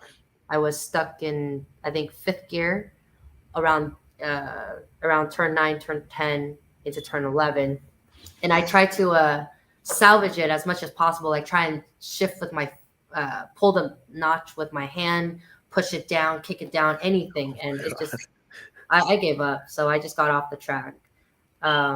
So I kind of walked in, not psyching myself out, not thinking, oh my God, 12 laps. That's a lot of laps for me. Mm-hmm. But by lap 4, when the shift linkage broke off, I wasn't fatigued at all. I was having so much fun. I was actually racing my friend Jason. And because we were dicing it pretty much neck to neck the whole time, it made the race so easy that I hope my redemption round would be just as fun and easier. Because if, most races, it's kind of boring when you race by yourself, but it's inevitable that you race by yourself, right? You just don't happen to land or take off at the same time with somebody that's at your pace, right? Mm-hmm. Yeah, hopefully. Especially since you're fast as fuck. Yeah, she's like, yeah, goddamn right. Yeah, damn it. Try. Shit, half these races I am racing by myself. Shoot, I know. Fun fact: if you scroll down my Instagram, maybe a couple of years ago, Annie recorded me deadlifting 325. Oh yeah, I remember that. I was like, yo, Chris, I was like, yo, Annie, get this real quick. Yeah, I do remember. Oh God, that was such a good time. Yeah, such a good time. Are you into ice baths? Because I do ice baths. Is that something you do too, Annie? No, I don't. I can't stand the cold like that. I can't. I mean, I will try, but I've never came across an opportunity to. I didn't go out of my way to go find one. But why? Is that something? That's something I do. Yeah, I mean that's something I do. It's I don't lift a lot of weights. I do Wim Hof, the Wim Hof method. He's the Iceman, right? So that's what he's considered as the Iceman. So what I do is I do my breathing exercises and I do push-ups, and then I go jump in an ice bath. It's absolutely amazing. Okay. It helps you recover. It just and you always want to do hot and cold. You just don't want to just do cold, right? You want to alternate. But it's good for everything. Inflammation, recovery. Mm-hmm. Listen, your mind. It's also it's a mental game. Racing is such a mental game, right? Ice bath is the same way. I don't like the cold. Forget the cold. It's not what it's about. It's about the mental challenge, right? It's about you jumping in this ice bath for 2 minutes, getting your breathing under control. Once you get your breathing under control in the ice bath, you got to be your shoulders underneath the water up to your neck. You get this warmth sensation come over you. It's absolutely amazing. It's something I can't really explain. It's something you got to euphoric. It is. It's something you just got to discover for yourself. They're absolutely amazing. Just try it sometime. Okay. That sounds. She's like, bullshit. And we went, nah. Chris is an ice bath salesman. Yeah, no, they're really There's good. a discount code at the end of this podcast. Right, there is. Pin the gas 2024. There you go. Oh yeah. It's a discount code. Yeah. It's called hypothermia. No, it's not, Mad Jam. Come on. No, it's not. It's actually No, yeah, it's not. It's not I hypothermia. can't really explain like what it is because you're there for like a minute if you can hold out a minute. Oh hell no. And the recovery 2 minutes. We were like or 2 10 minutes, seconds? yeah. It's like the recovery of it is really good. I've done something close to it. I did like a cryo chamber because my friend used to work at this like physical therapy place and they had a cryo chamber. I was in there for 30 seconds and I was like, that you put on gloves and like to make sure that your towel dry, like you are dry as hell. So I walk in there and my head's poking out of this like tube and I'm like, all right, go ahead. And he's like, 1 minute. I was like, 1 minute. So like after like 30 seconds, I was like, all right, I'm out. But my muscles felt great. A cryogenic chamber. What is that? It's pretty much like a giant freezer, arguably, that you walk into. Yeah. Man, y'all like to freeze yourself or something. No, it's the recovery, especially if you're like high intensity workout. My recovery is stretching. I guess I'm fairly old school. I do need to stretch a lot, and I don't know. I feel good after. It's almost like a session of yoga. You just stretch all your limbs and you breathe. It practices your breathing, but I guess it's not as intense as an ice bath where you really have to breathe and focus, put your mind into it, and stay in there. But yeah, practicing breathing is a huge thing. Sometimes I joke around. Sometimes we forget to breathe on track during a race, and you just all of a sudden catch yourself like gasping for air. Like, wait, what? I just held my breath for 4 minutes. Are you kidding me right now? Yeah. Yeah. Holy shit, I'm breathing. Yeah. Let me ask you this, Annie. Do you have any when you prepare for battle, is what I always say. When you prepare for battle, hour before you go out, towel warmers are on. What's your routine to get prepared for battle? Do you like have any kind of superstitions like my left boot's got to go on before my right boot?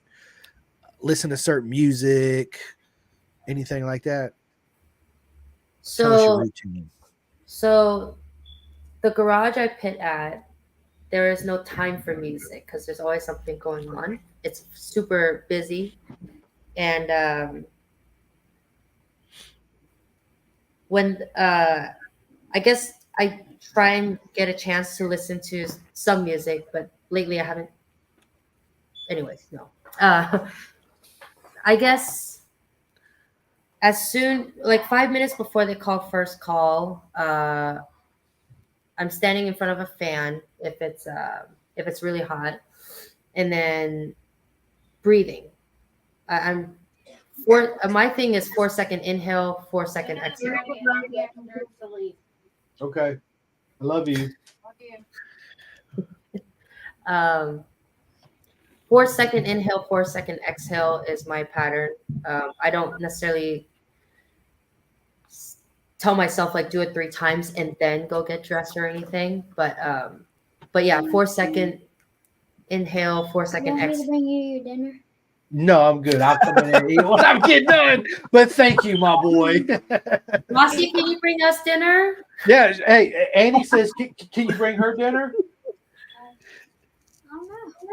Say yeah. She's in California. Always wanted to go, right? California? Yeah. It's not like Canada. Canada. Well, that's close enough to Canada. You'd be all right. California. That's awesome. Canada. my boy. He always usually busts up in here during a podcast. He's like, oh, wow, wow, wow, wow. Yeah, Which is he wants to awesome. make I love it. a appearance. Yeah, I love it. Absolutely, I love it. And obviously, you know, he told you his name, Rossi, right? I named him Hayden Rossi after Nikki Hayden and Valentino Rossi. So Nice. yeah, he's I was telling Jules, I'm like, oh, he wasn't kidding. The name is Rossi. no, yeah, no, absolutely No, not. that's cool. No, and it's funny because when you meet him and you call him Hayden, he'll look at you and be like, Oh, they call wow. me Rossi. That's what he said. They call me Rossi. Oh, wow. He's wide open too, Andy. Ask Jules. Like at the racetrack, he is like ping, ping, ping, ping, ping, ping. Nice. Him and Yandel Mendia are really good friends, so he's always over there with Okay. Yandel in the pits running around. Like, put it to you like this: I'm so comfortable, and I got so many friends in the paddock. Like when I show up, Rossi's like, "See you, Dad." I'm like, "All right, I'll meet you over there at Yondel's." He's got the energy of like the Duracell bunny or the Energizer bunny. Wow, yeah, Duracell. facts. The Energizer bunny. Is he going to start riding, or has he started riding already, or what's the goal? So when my wife was pregnant with him, I bought him a brand new TTR 50. A couple of my buddies come over, you know, we get together. Here, hold my beer, watch this. I wrecked it, ran it right in the side of the fence, bit the forks on it, right? Only had it for like 3 weeks. And then when he was born, like I got him a Strider bike, and then he rode that, and then I fixed his 50 up, and he'd go out there and sit on it and start it up and cut it off. And he'd look at me and be like, I'm just not ready. No worries. Never forced him, nothing. Outgrew the 50, bought him a Pister Pro FSC 110, 4-speed automatic, rode it like 3 or 4 times. It was just like, I'm just not ready, Dad. It's just not me right now. And I was like, okay, so I sold it. But so the answer to your question, simple as no, not right now. He does like watching racing. He loves to go to the races, and I don't never force it upon him because I'm afraid that I'll push him away from it, even though he knows that's my whole life is racing. I mean, look at my bedroom, right? But one day I'm hoping he'll come up to me and say, I'm finally ready to ride, Dad. I'd be like, let's fucking go, bro. I've been waiting your whole life. What are you kidding me? So He's like, I've been watching that's the most beautiful thing I've ever seen. Huh? Or he's like, I've been watching Jules' boxing videos and I want to fight, Dad. I'd be like, okay, let's do it, right? Yeah. Yeah, I would never. I always support my son on whatever decision he makes, he wants to do. And honestly, Annie, at the end of the day, that's my main motivation for this podcast. Is one day when I'm not here, my son can always go back to YouTube, iHeart, Spotify, see me, listen to me. You know, yeah, that's as you can tell, Mom, he's a daddy's boy, so I spend all day with my son. Except for when I'm at work, obviously, right? But when I come home and I'm not doing this, we go in there, we play Fortnite together. Of course, he has an Oculus, so he'll go in there and play his Oculus, and then that gives me a little time where I can actually get on the PlayStation for a minute, play some Ride 5 with some of my friends. But it's not very often because I'd rather just sit and hang out with him, to be honest with you. That's good quality time. Yeah, I mean, it's absolutely amazing. Well, look, man, we're almost coming on 2 hours on this podcast. And Annie, I can tell you're not nervous no more. You done come into your own and shine. And look at you, girl. She's Love like, it. stop it. You have no idea. Before this, yesterday, the day before, like time's getting closer. And I'm like freaking out. I'm asking my friends questions and like, oh my God, what should I say? What should I do? Or blah, blah. And then a friend of mine put it in really good perspective that you would lead the conversation if I had stuttered, I guess, you know, but no, I'm cool. I'm very personable. I can talk to people. It's just, I think when the word interview is thrown at me, I'm like, whoa, then there's a series of questions and I feel like I have to have a right answer or a good answer. And I think at the end of the day, I'm just overthinking it. When I overthink it, that's when I really mess things up. But so far, you guys are making it super comfortable. And I know Jules, or I've met Jules in the past. And it's really cool to meet you, Chris. And thank you so much, John. I don't know how to say his last name. Righty. Yeah. Thank you so much, John and Dean. I have a feeling Dean has something to do with this, but it was such a great surprise. But yeah, John's good people. Dean is good people. The whole paddock. I'm really grateful for everyone that I've had an interaction with. Um, just just as little as a hi or eye contact gesture, something. It just shows that there's a lot of respect for this community. Um, and it's a good feeling, right? Because you go to the track to be happy because you're riding motorcycles. You don't have any stress, or at least any stress in the paddock, or maybe if your bike was having a problem. But yeah, It's I like really like this community. I tell people like stresses like that is like a necessary stress, like a stress that you don't mind, versus Mhm. paying your bills stress. That's a stress nobody wants. Yeah. Like I'd rather be stressed about my next race than stressed about paying rent. Yeah. I gotta say, race weekends are freaking stressful because there's so many logistics behind getting a race just one race ready, or let alone entering the weekend. Then you gotta our pit, the pit where I pit at is huge. Like we're talking 8 canopies, floorboards. I can't imagine like what the tire vendor guys do, or like the Love you. All right, babe. I love you. Bye. Bye. Have fun. bye. She's going out to have her friend's birthday, so she's going out to have a couple drinks with her friend. Oh man, without you, Yeah, because I'm sitting here with you guys, Are we- and are we holding you no, up? absolutely not. Oh, No, okay. no. This is a girls' night thing, so I'm gonna let the girls Oh. do the girls thing. I don't want to be that third wheel in the girls thing, if you know what I mean. This is Chris's Yeah. drink right here. Yeah. This is my drink. That in my water right here. I'm good. This little Ducati bottle. No, it's actually my Aprilia bottle. Oh, no, what a brilliant bottle! Oh, shit. Yeah, I got a Aprilia bottle now. I love it. I love it. So listen, I want to ask you some personal questions, Annie, so everybody can get to know you personally, like me. And well, Jules knows you already, but I do too, but not like this. Okay, so let's start off with do you have any tattoos, Yes. and what do they mean to you?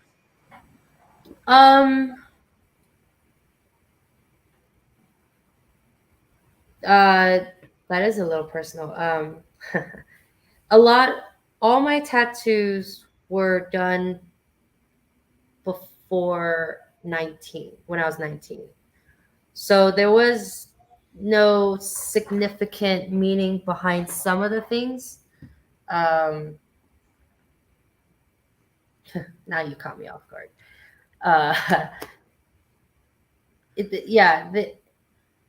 My first tattoo was when I was 17 because I found this place that allowed underage tattooing. I won't say who they are. I don't even know if they still exist. But it was like I kind of followed the trend, and I just got something. And I probably don't want to say what it is, so we're just gonna keep it as that. Yeah. But yeah, I do have a koi fish on my back that was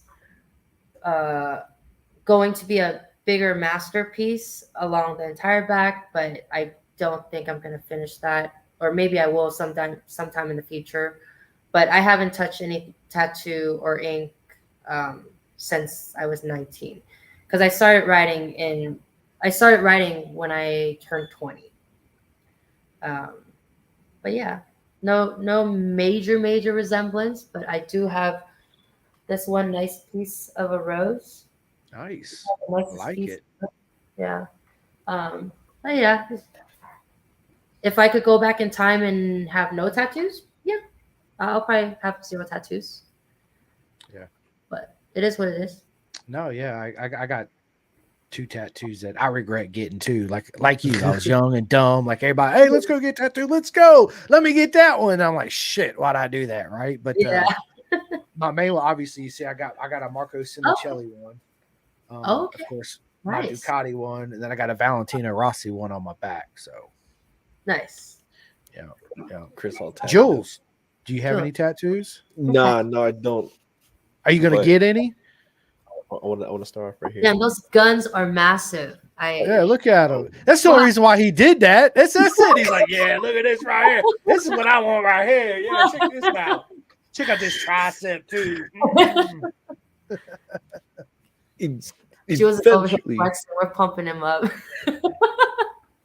Right. I mean, eventually, like I definitely want to get the like some like Filipino tribal tattoos. Okay. Completely terrified on how much that would hurt, but If it's muscle, it doesn't hurt too much. If it's like fat, like right at the back here that you hardly ever touch, that will hurt. And anything along the bones, fucking will sting you and stun you. That I know of. I slept through mine. Oh, lucky you. I slept through this one. I slept through this one. The Rossi one on my back, I was absolutely comfortable and relaxed until she hit my fucking spine. And I was like, I was just going to say. I was like, what the fuck is that? She's like, hang on. My eyes are going, my shit's like fucking hurts. You kidding me right now? Holy shit. I was not expecting that. Oh, yeah. But yeah, I mean, for the most part, it's Jules, I think the worst of it feels like a constant bee sting is what I would say. That would be the worst of it, right? And again, it's right fucking here. Just do the best you can to try to deal with it. Because but bite your tongue, grab like a stress bar or something, or something. Yeah, because I'm planning to start after my trip to the Philippines. I'm leaving in a few weeks, and I'll be out for like 2 weeks. So then when I come back, I can actually start putting money into. I think I'm gonna start here first, and then work my way up. Maybe get the tattoo in the Philippines. Ooh, that might be. That's an idea. That's a good idea. I was considering spontaneous idea. I love it. It'll probably be way cheaper. Probably, yeah. They're not cheap neither. Yeah, just like $50, bitch. Like, but I will say my next tattoo is gonna be I want to get pin to gas on me. Ooh. Same. No, we should get matching ones. Pause. I'm gonna get the logo done on me somewhere for sure. Yeah, you should get matching. Well, if you get the same one, we will be matching, man. What are you talking about? Yes, we can go at the same time. We'll have to line it up for sure. It'd be absolutely. He does his right hand and his left hand, so he's doing ours at the same time. Like that. One's all scribbly, the other one's pretty on point. No, that'd be dope. But listen, guys, I am so sorry. I gotta dip because I have something really important that I gotta do. All right. But I really appreciate the time here. I had so much fun, and Annie's always so good seeing you. Oh my god! I know, it's so great to talk to you again. Always an honor, Jules. We should do this again. I know. Yeah, hold on a second. My thing is like lagging too. What the hell? I don't know. Can you guys hear me? Yeah, I can hear you. Can you hear us? My show was lagging. Can you hear me? Can you hear us? Yeah. Now? What about now? Yeah. Now? Now? Are you sure? Microphone checker? Are you sure? Okay. Freaking Taco Bell internet. All right, Joe. But again, it was great. I had fun. I'll catch you guys. All right, and I'll hit you up. All right, for sure. All right, peace out, yo. All right. Bye. Peace, Jules. Bye. See ya. Yeah, it was awesome. I didn't tell you that, did I? Annie? That Jules was gonna pop up in. Yeah, I had no idea. That caught me off guard. I'm like, oh, that'd be cool. Oh, that's awesome. So let me ask you this then. My next question for you is, what's your worst habit? Ooh. I have no idea. Worst habit, huh? Always being late to things. Fuck. That's me. God damn it, dude. Me too. Well, high five to that. No bullshit. I am. My wife's like, you're the worst. God damn it, dude. You're late to everywhere except for road racing or your work. And I'm like, yeah, I mean, the party don't start till I show up, girl. That's why I do it. I let everybody mingle, and then I show up. I'm like, woo, let's go. Yeah. So yeah, me too. I'm late everywhere for sure. Yeah. I'm late to a lot of things. I'm trying to work on it, and that is a personal issue, obviously. Um, but every day I am trying to be a better person about time management. So Yeah, me too. I got to work on it, but then I'm like, fuck it, I got 5 more minutes, right? It always goes back to it. I got 5 minutes. Yeah, I'll just go a little faster on the way to work this morning. Yeah, okay. Yeah. So, my alarm for the morning or for that next morning, I have about 10 alarms, increments of either anywhere from 5 minutes to 20 minutes. It's 5 minutes, 10 minutes, 15, 5 again. And I will snooze and snooze and snooze.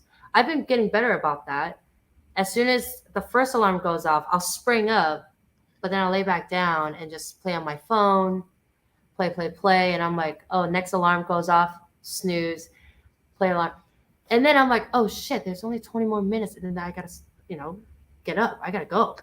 And so I'm always rushing out of the house, but baby steps. I actually am awake on the first alarm. So, yeah. I'm gonna say because I get up at like 4. Well, I used to get up at 4:30. Now I'm gonna start trying to get up at 4 because I'm almost late to work every day because same thing. I'm like, snooze, going back to bed. Oh shit, really? Snooze, god damn it, I'm going back to bed. Yeah, it's then I'm rushing out the door. So I'm gonna get so much shit from people after this because of this topic. I love it. So let me ask you this, Annie. Tell us something we don't know about you.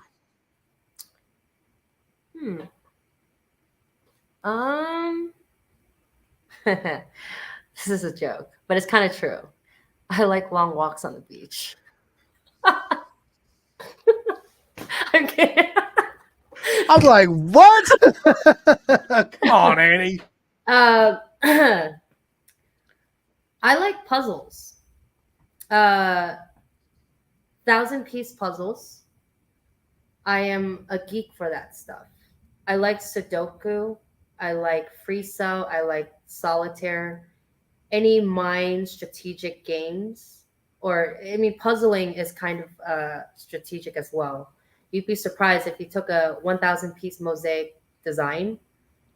Fuck, it is mind blowing and a headache. Yeah. Anyways, I'm kind of a geek, I guess, at heart. I like to be outdoors more than I like to be a homebody.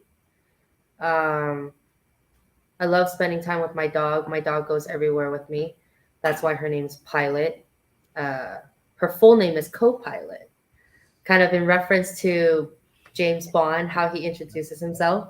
Yeah. So, yeah. I do like going to the beach. I wasn't kidding about that.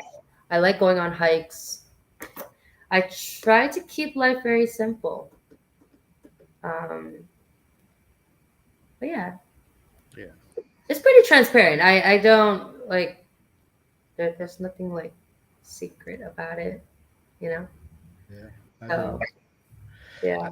I had my good buddy Nolan Lampkin. He races in Moto America, and he said, man, I wear my socks inside out, and I was like, why you wear your socks inside out? He's like, because in the front of it where it's sewn together, it gets you all in your toes sometimes as you're walking and stuff. He's like, I can't stand that. And I'm like, bro, for real. So now I wear my socks inside out. So thank you, Nolan. Yeah, no. So I recommend you should try it. Everybody listening, try. Ooh, excuse me. Try to wear your socks inside out. It's a game changer. My son does it now. Everybody does it. They're like, what? Really? Yeah, socks inside out. Okay. So for sure. Is that a ritual you do for a game only or every day? It turned into an everyday thing. Yeah, absolutely. Anytime I put socks on, they're inside out, 100%. Okay. It's a game change. You were asking what is my ritual before a race? Yes. Nothing too major, but then my right glove has to go on before my left. Has to. The last time my left glove went on first and then the right, I dropped my bike in the paddock because I was lifted off uh, unsynchronized, I guess you could call it. I was ready for it, and then he wasn't ready for it, and then I wasn't ready for it, and I dropped the bike. And I was a little frustrated that because I dropped the bike, we picked the bike back up, and I didn't take a breather. I just went out, and then I crashed. And so I'm like, okay, from now on, it's always going to be the right glove and then the left glove. So kind of chill. Yeah. No, it's not. Everybody's got their own cliche on how they get dressed, right? To me, it really don't. I used to be like that. I'm like, dude, I got to do this, but then I was like, how silly am I for thinking that, right? Like, it really don't even matter which fucking way I get dressed or how I get dressed. The point is I'm getting fucking dressed to go have fun on the track. That's the main purpose, right? So yeah, it's yeah, absolutely. Yeah, I guess it's like a superstitious thing, you know? Yeah. I mean, kind of. Yeah. Yeah. Let me ask you this question then. If you can invite any three people in the world to a track day, Annie, anybody, it could be professional road racers to people that's not with us anymore, celebrities, whoever it is, what three people you gonna bring to your track day? This excludes the people who already go to the track day, right? It could be anybody Annie wants in the world to come to your track day.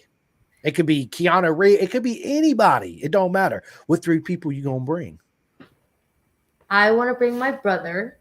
He's all the way in Tennessee. Him and I had, before he moved away, he and I had a really good childhood together. And it's just unfortunate he moved kind of far. And then as we grow older, we just kind of have a separate busy life. But I want to show him how my, I guess, hobby turned out, right? He knows I love motorcycles. He knows I'm always riding motorcycles day and night back then. He would be one person I bring to the track. Shoot, I want to bring all my street friends because they don't go to the track. Yeah, basically everyone in Precious Snowflakes, from the Redwood TT gang, NorCal Cycles, the San Francisco FNR, and everyone that I've crossed paths with, I would wish that they came to the track. I mean, not just to watch me, but share that love with them. I don't really have a specific because I know a lot of people. That's okay. That's Yeah. perfect. I love it. But sorry. Yeah. No, go ahead. Otherwise, everybody else in the track family, especially with Carters, I am very grateful that we all can come together and share the same passion together and have a great time, day and night. So, I mean, that at the end of the day, that's what it's about, and is to have fun. There you go. Absolutely have fun. Yeah, I know. I don't know what, man. Carters. I love my Carters family. I love you, Carter's family, too, even though I haven't met you guys yet. And listen, Annie, I tell everybody this. This is one motto I tell everybody. None of us are strangers. We're just friends that haven't met yet. Yep. That is good. You know Very what I good mean? way to put it. Yep, for sure. So let me ask, if Annie had her own private island with her own house on it, what's the one racetrack you'd have on your island?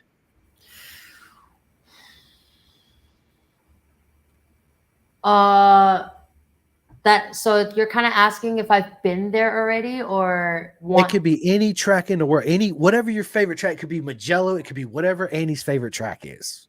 What track would be on your personal island? Nürburgring. Nice. I've never had to. That's the first time that's ever been answered on here. The Nürburgring.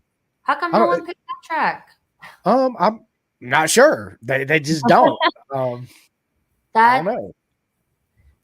So when you ask what is my favorite kind of, track or road, it's always going to be the challengest road ever.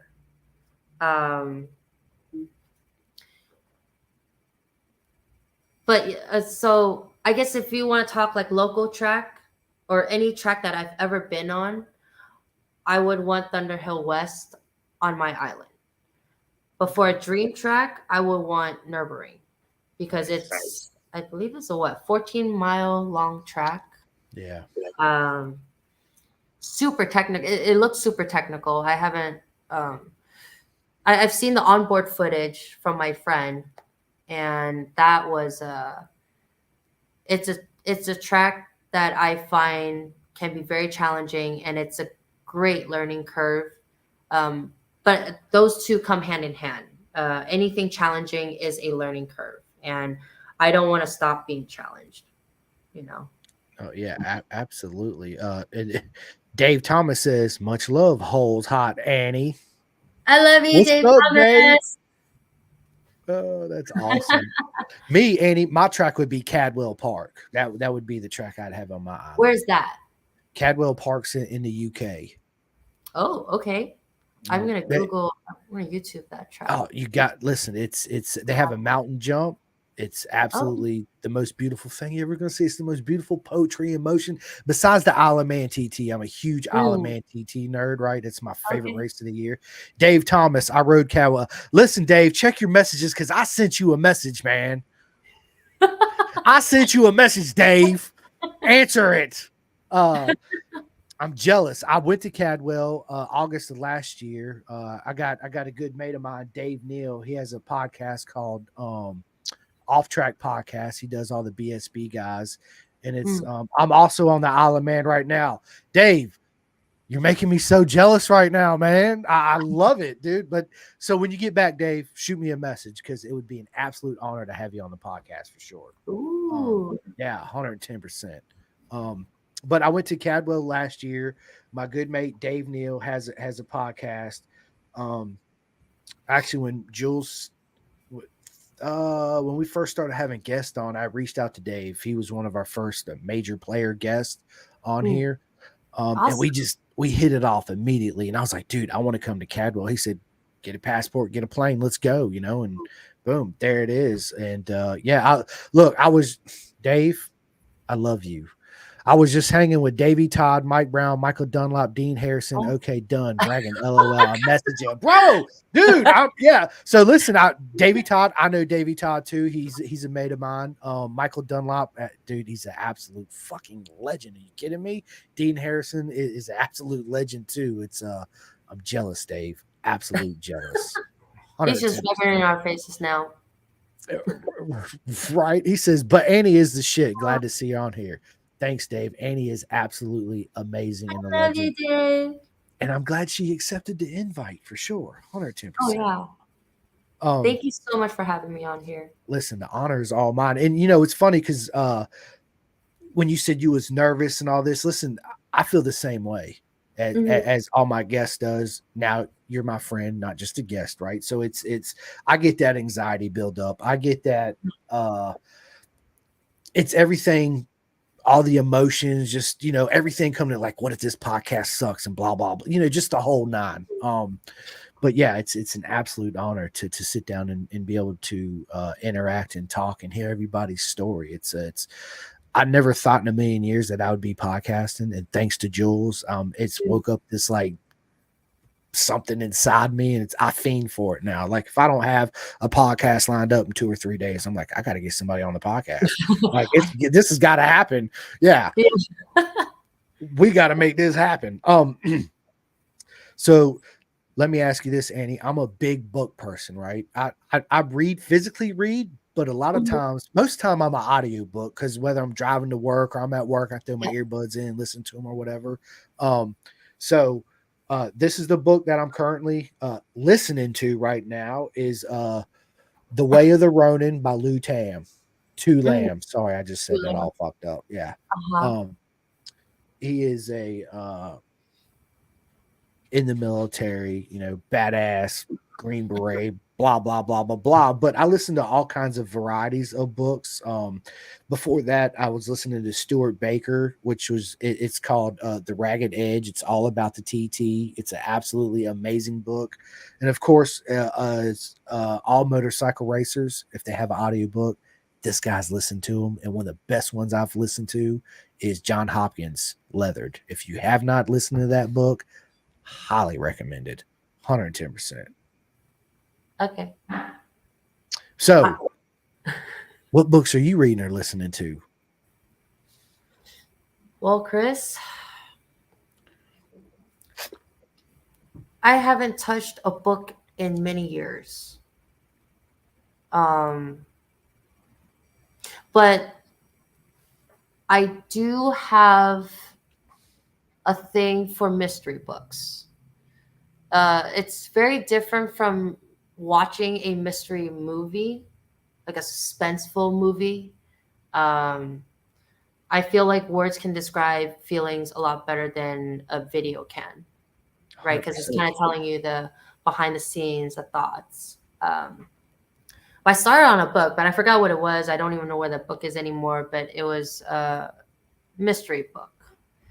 Um, but yeah, I used to read Chicken Soup back in my like early 20s or, teens, something. Um, but Chicken Soup was a very interesting type of book as well.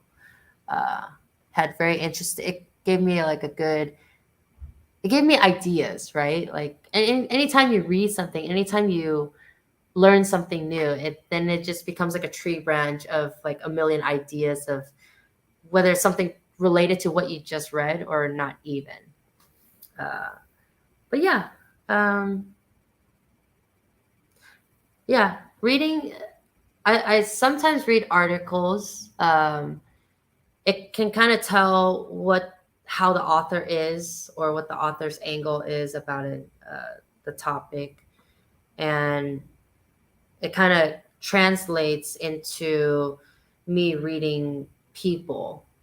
If they have a certain reaction, usually back then my reaction would be to react back to it, and then it just becomes a bumping head to head kind of thing. But nowadays I have more of a keen eye for trying to understand why someone does something or why they did what they did to react that way.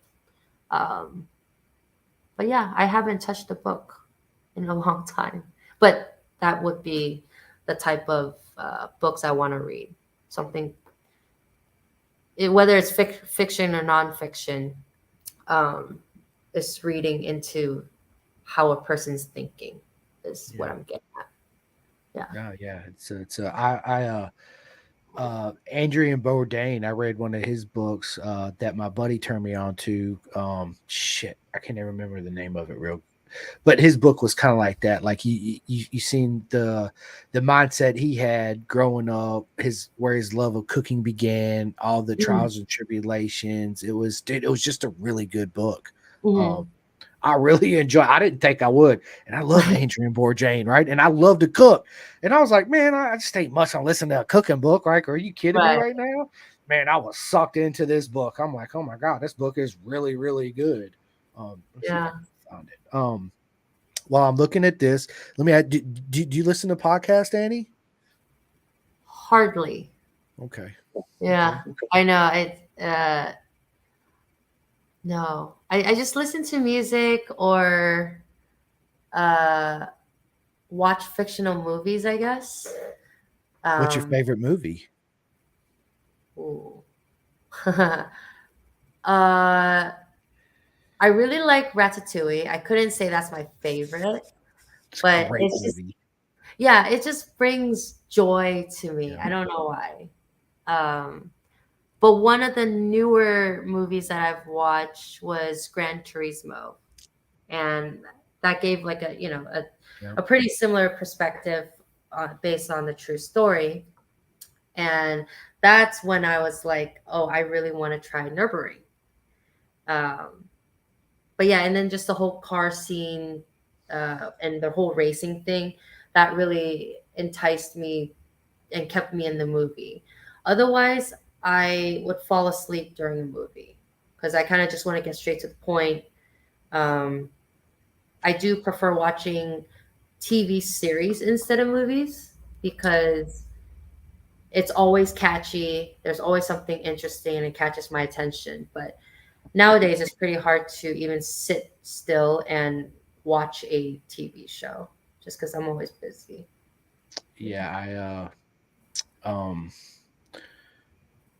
are you watching anything on Netflix? Are you Nothing in particular. Again, I just don't really have time to sit down and watch anything. And by the time I lay down, I put on a Netflix show or something. About 5 seconds in, I'm already passed out. So, yeah. so nothing in particular. Do you um have a favorite? Or yeah, so shit. My all-time favorite movie would have to be Top Gun because that's what my dad did. Top Gun's such a great fucking movie, right? Uh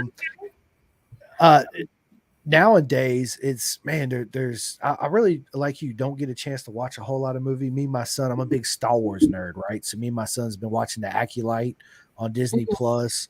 I do love watching all the cartoons, whether it's Pixar, Disney, whatever it is. I love the cartoon movies. um but again, if I had a choice to watch anything, it's going to be two wheel racing. It's going to be either the Isle of Man TT. It's going to be, okay. Moto America, Moto GP. I'm such a motorcycle fucking nerd. It's redonkulous. It really I is. believe you. It's all my clothes. If my wife was here, she'd come in here and tell you all my fucking clothes, but maybe 4 shirts are non-motorcycle. Everything else Yep. has got some type of motorcycle on it. Oh yeah. Do you own a shirt that's not motorcycle related at this point? I do, and there's probably, like I said, maybe 6 shirts, 8 shirts, maybe out of my thousands of clothes that I have, shirts and all that. Yeah, I don't. Every time I go out in public, I got either it's got to be Pendergast, Bison, because I'm a big advocate with Bison. Mhm.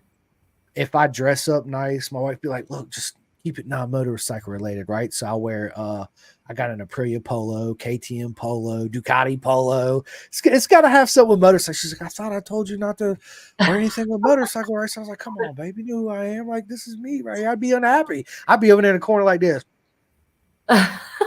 What's wrong with you? I couldn't wear my motorcycle shirt. Are you kidding me right now? Fuck out of here. I just want my motorcycle shirt or my hat. It's like, One or the other."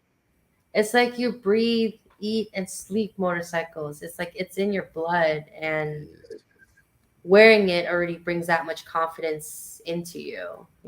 Like you carry it on your shoulders. It's kind of a diehard passion. Like you can't not have it. I gotta represent all my Yeah. friends in the sport and all sport, right? It's Yeah. absolutely. So let me ask you this. This question's a broad question. Favorite music, right? There's so many: country, rap, rock, blah, blah, blah. So let me ask you this. What song are you currently listening to on your phone right now? Do you want to hear it, or do you just want me to tell you? Yeah, you can tell me. I'm listening to the new Eminem song, Toby. That's what Toby? I haven't heard of that. But I think mine might be a little cliche on the radio. I've heard it when I walk into stores and stuff. I keep hearing it, but I didn't hear it from the stores. But let me see. I don't even know who sings it, but I just love the song. Stargazing by Miles Smith. Stargazing about. I'm sure I've heard it. I'm Oh, almost positive I heard it. Yeah, that and A Tear in Space by Glass Animals. Those are like the 2 all-time, like just full-on repeat on loop. But yeah. What about you? Oh man, I listen to it. Depends. It's kind of a mood thing, right? If I want to go fast and I'm just like in a super fast mood, it's Metallica, right? Who don't love Okay. Metallica? I don't Not a listen to a lot of heavy metal stuff, but I do like Metallica. Man, I listen to anything from Morgan Wallen to Young Dolph to Eminem to Bob Marley. Sublime's one of my favorite bands of all times. Mm. It's just that vibe. They just put off this good fucking vibe. You can just jam to it whenever, right? My wife got me into some country. Couldn't fucking stand country. Growing up, my mom and her twin sister, that's all they listen to. I'm like, Mom, I don't care about his dog dying. I don't care about his wife leaving. I'm like, this is some shit. Let's listen to something else, right? This is sad music. I want to hear this. But it's done changed. Time to change. Country's done. Yeah. Did a 180, right? It's actually really good now. But yeah, I listen to basically you name it. I can listen to Prince, Michael Jackson, let's jam, Billie Jean's not my yeah, facts, right? So Yeah. it's as long as it puts me in a good mood and it's what my energy and stuff's vibing with, I'm with it. Even if I've never heard it before, I'm like, dude, I like this. What is this? And I immediately go and download it on my phone. And Do you ever listen to EDM music or house music? I do. That's usually my calm, like get me into the mood or calm me down. That's my type of music. I don't know if stargazing kind of falls into that, but you know what got really intriguing at one point? What? Saxophone music, not jazz, but it was I don't know if you YouTube deep chill house music. There's quite a few tracks that involves saxophone. In the beginning, when I first heard it, I thought, man, this is like elevator music. But there were more tracks to it that kind of built into, I guess, house music. And yeah, something about that saxophone. Fucking I wrote it down. I'm gonna check it out. yeah. Frank Sinatra is one of my favorites. Frank Sinatra. I does not ring a bell. I'm not like a super fanatic for music, but I will keep that in mind too. Yeah. Frank Sinatra, he grew up. He's like in the 30s and 40s, so it's that his music is absolutely awesome. Yeah, you should definitely check it out. So let me ask you this, Annie. Favorite comedian? Who's your favorite comedian?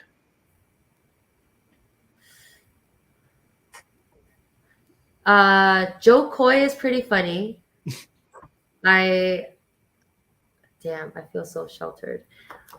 My life is like in a nutshell. I don't listen to stand-up comedy, but when I do, I find it I find Joe Coy pretty hilarious. And then that newer comedian / actress, Allie. I don't know her last name. I know exactly who you're talking about. I can't remember her last name, but yeah, she's good too. Yeah. I think she just recently made it onto Netflix as well, along with some of her new movies. She did. There was another guy. Kevin Hart.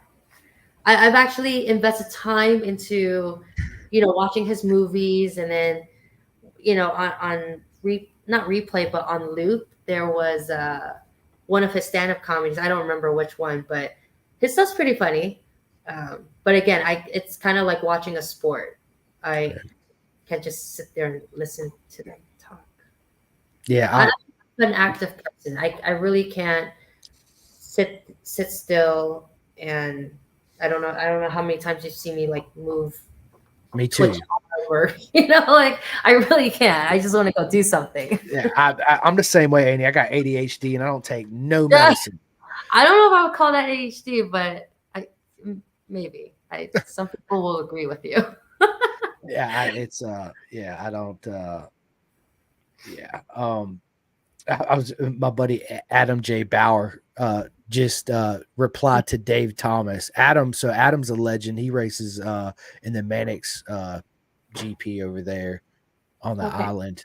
He called Dave a twat with a bunch of laughing emojis because he's over there at the Isle of Man right now. And I'm hanging out with Davey Todd and Dean Harrison. Yeah.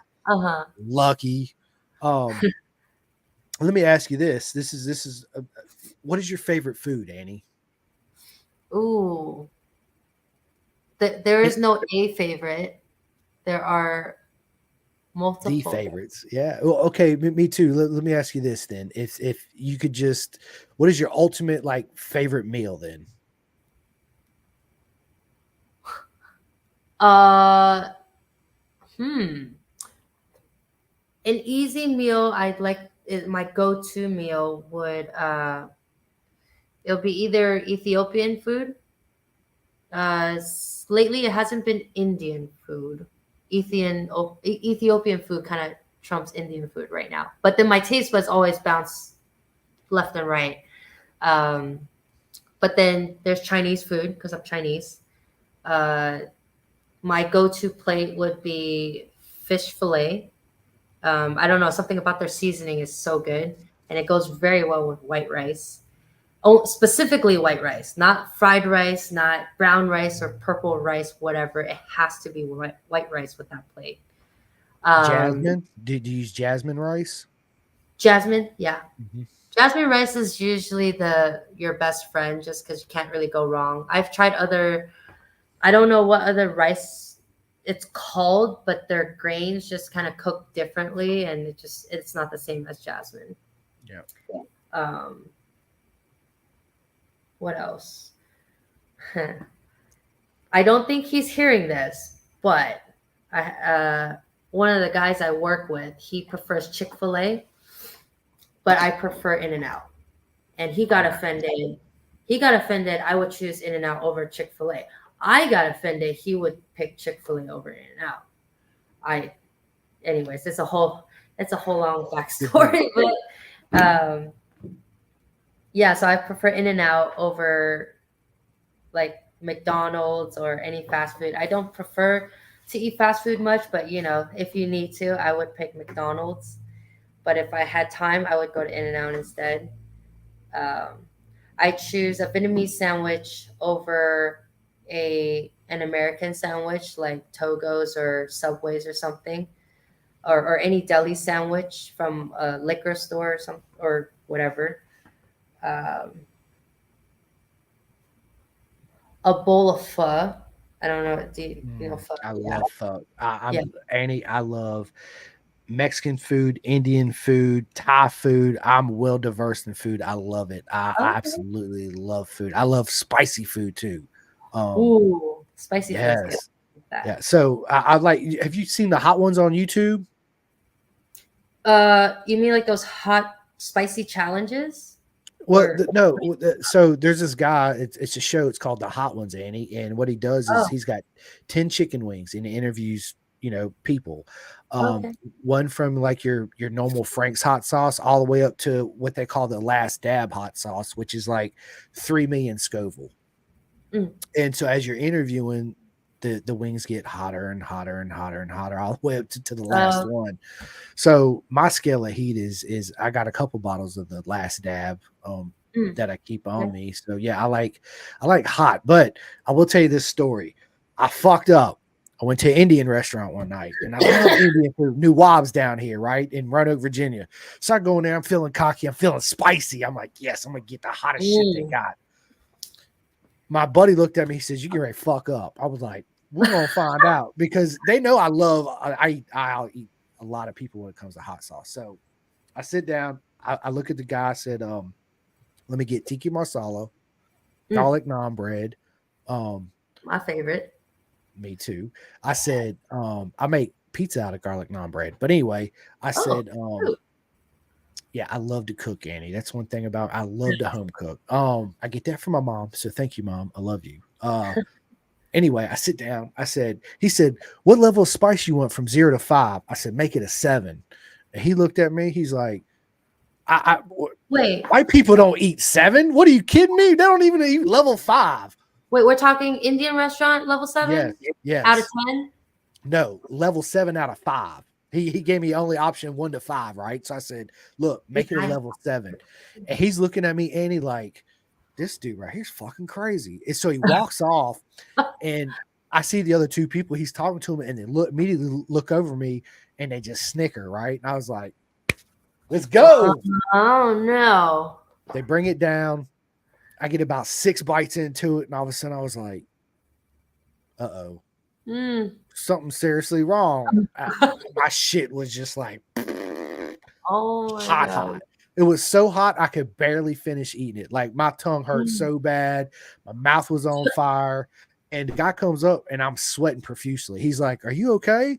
I'm like, "Man, this is the best shit ever." He's like, "Dude, you look like you're going to cry right now." I said, "I've been crying. You see me go in the bathroom coming back? I go to the bathroom. I'm crying like a little girl in there for a couple of minutes. Coming back out, still trying to be a man." Never again will I order a level 7 spice out of 5 at an Indian restaurant. So word of advice to anybody out there, if you love really hot stuff, don't do a level 7 out of 5 at an Indian restaurant because they will No, show you the way. Trust me. Yeah. their shit will fuck you up. Girl, Mm-mm. I was, absolutely Yeah. devastated. Dave said spicy food is scientifically proven to be a memory booster, showing to improve memory loss. Listen, I love spicy food. Dave, do you like spicy food? Oh, But I do. I usually carry a bottle of hot sauce with me wherever I go. And I go to the Mexican restaurant and they're like, I'm like, let me get some hot sauce. They're like, oh, there's topia or whatever on the table. I was like, dude, that's not hot sauce. Like, I want real hot sauce. Go back in the back and bro, make me that hot sauce, man. Bring me that good stuff. They're like, are you serious? I'm like, it's a heart attack. Let me get it. And I'm over there just banging it out. And they're looking at me like, this dude right here is crazy. But yeah, that's what I do. Love hot stuff. hey, Absolutely hot stuff. Chris, Okay. time out real quick. Yep, you're good. Dave, when you take a crap the next day, you definitely remember what you ate the day before. Facts. And Dave, the hottest thing that I ever ate, besides that Indian that was like cooked food, was a buddy of mine. I did the hot chip challenge, all this shit, right? So they got me this one called I think it was the Death Nut Challenge. There were 13 million Scoville peanuts, and they come 6 in a pack. So I looked at my buddy. I was like, man, I'm going to bang all 6 of these out, no problem. Bro, Dave absolutely murdered me. Once I swallowed it, bro, it felt like somebody pulled my tongue out and was hitting it with an ice pick and then poured gasoline on it and lit it on fire and let it go back down, right? And then the second wave hit. Oh, it was redonkulous. It messed my taste buds up for 2 weeks. Going to the bathroom was not fun for the next couple of days. Never used an ice cream sandwich like that before. But yeah, it was absolutely intense. Rusty, I got some of those one chip challenge chips here. I won't eat them. They've been sitting here for 6 months. Bro, they're 6 months old. Rusty, you need to throw them bitches out. Go buy you some fresh ones. The one chip challenge, it's not really that hot. I will, for more myrtles, it's pretty hot, but I think you can handle it, Rusty. You should give it a shot. Dave said, oh hell no, I wouldn't like to suffer like that at all. Dave, listen, it was a challenge. I'm not gonna turn it down. While you was gone, Annie, I told everybody that the hottest shit that I ever ate in my life, the Indian food was, but that was at a restaurant. Just to be a dumbass, my buddy was like, I got something for you. So he bought me these, I think it was called the Death Nut Challenge, if I can't remember. There were 13 million Scoville peanuts. So it comes 6 in a pack. I ate all 6 of those. And I just got done telling them it felt like somebody pulled my tongue out and took an ice pick and just poked holes in it and poured gasoline on it and set on fire and put it back down in my throat, right? And then the second wave hit. My taste buds were fucked up for 2 weeks. And like I just told Dave, I said, I never used ice cream sandwiches in that way before or since. So it was facts. So 110%, I ain't got no shame in my game. I'm just saying it was, not fun. Rusty said, I lost $5 betting Annie was going to pick me to be one of here 3 track day friends. LOL. Rusty, I see you at the track though, but I will always take you to the track. Dave said, I missed the 3 track day friends. I'm certain I was the 4th one. I just know it. You were, Dave. Absolutely, you were. Just rewind. You can go back. As soon as this ends, you guys can go right back on YouTube and Facebook and rewatch it. And this will be out on Spotify, iHeart, and all that good stuff tomorrow, too. So, yay. Yeah, for sure. So let me ask you this, Annie. It's one of my favorite questions I ask everybody. Celebrity crush. Who's your celebrity crush?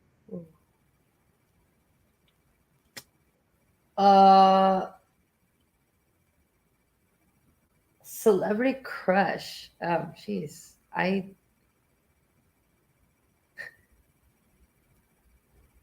Who's that guy? Should I say the real name or the character? Whatever you want to say. Might be a little cliche, but Channing Tatum with Magic Mike. And he rides motorcycles. Yes, he I does. would love I would love for him, or I would love for him to be at one of our track days and just ride. Because I'm assuming as like Keanu Reeves, I hear he goes to track days a lot. I just never seen him in person or met him. But same thing with Channing Tatum. Um, it'll be cool to meet an actual, or not actual, but an actor that's famous and has done movies, stunts, skits, and does something that we do for fun. Like he's a normal person. We're all normal people. It's just Yeah. it'll be cool to see him out on the track. Keanu Reeves is absolutely my favorite actor. Johnny fucking Utah, baby. Yeah, Point Break. Yeah, all that. Keanu is my favorite. I never had the opportunity to meet him. One day it's on my bucket list. I'll have the honor to actually meet him. And when I do, like, I would love to have him on the podcast. I wouldn't say shit about the movies, man. Fuck the movies. We're talking motorcycles. I know who you are, John Wick. I know who you are, Neo. I followed the White Rabbit. I took the red pill. Let's go, right? That's not why we're here. We're here to talk motorcycle racing. That would be a good interview It or would be. podcast. He does. Uh, Damn, Dave. Gotta rub it in some more. Bro, Dave, I'm just gonna go get my bottle of hot sauce right now and just rub it in my eye. That's what I'm gonna do. Yes. Yeah. He rides with Let's Ride for the Let's Tuesday ride. Yamaha days, but we'll convince him the Carter's is the best eventually. Carter's is the best. There you go. Let's get it. Let's get it. What advice, Annie, would you give your younger self?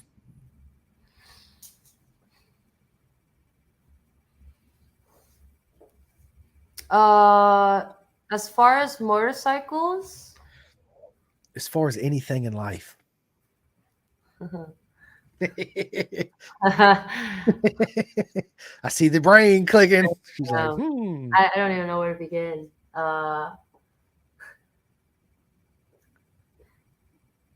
So I've done a lot of dumb shit in the past. So maybe, just make better choices. I do this all my fingers. This guy right here too, right? On all the levels. Yeah. Till this day, I probably advise myself the same thing: make better choices. So, because I still make some dumb choices, and We're only human. it's a learning curve. It's cool. We all learn from things every day, and everything we do, we learn something, and we make better choices. Make better. I love it. I like it. I like it. Let me ask you this: what's for dinner tonight? I think I might go for Ethiopian. I've never had Ethiopian food. You should try it when you get the opportunity. I can suggest you a really good place if you ever come visit California. It's in Oakland. It's a place called Ensaro.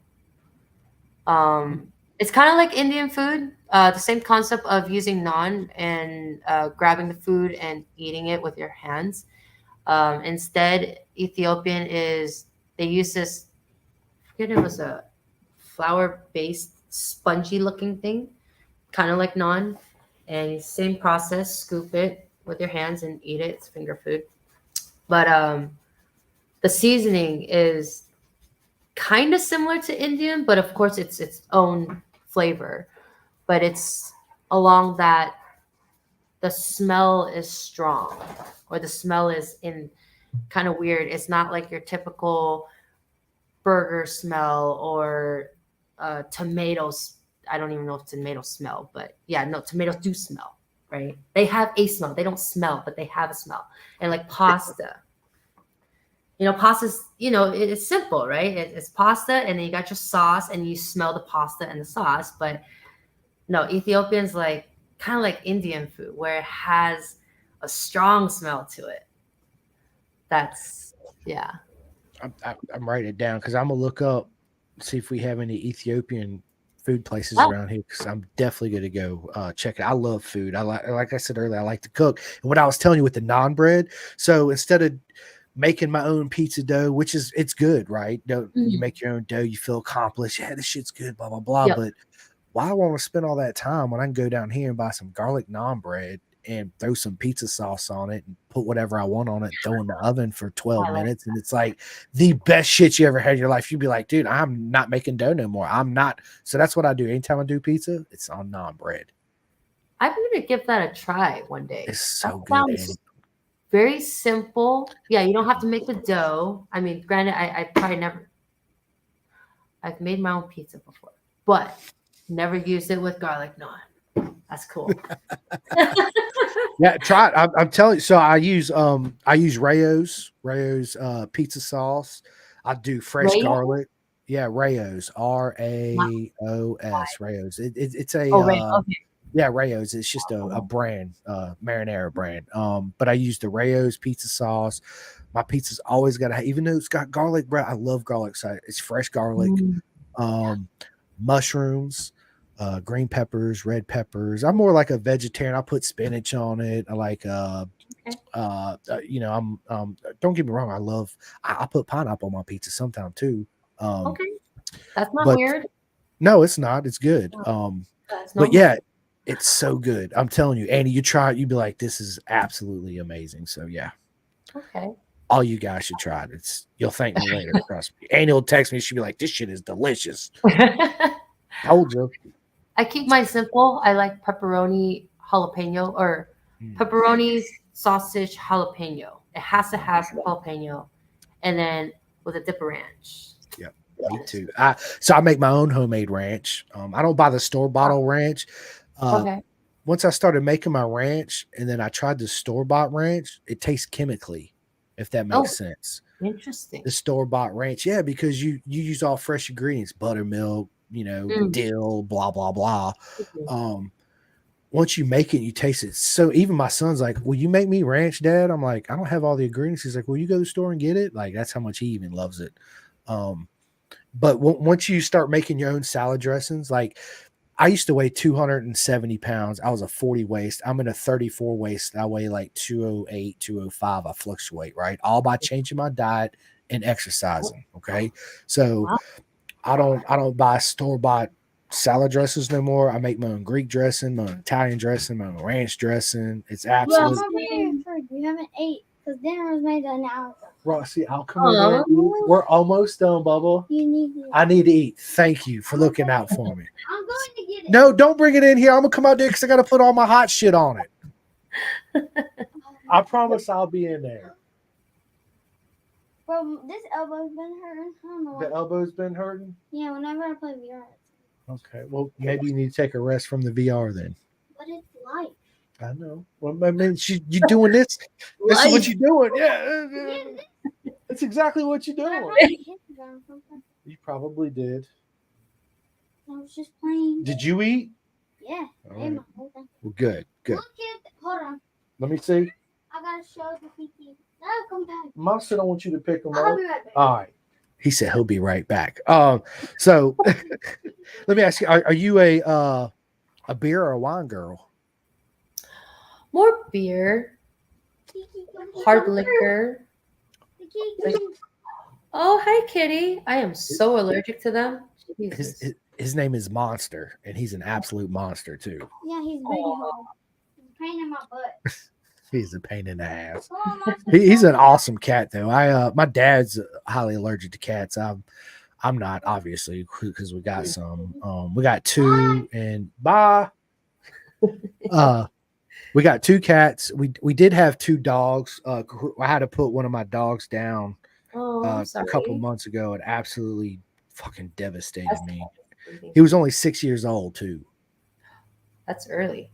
Yeah, he ended up getting his livers and kidneys shut down, and he was massive diabetic. And I said, how the fuck's a dog get goddamn diabetes?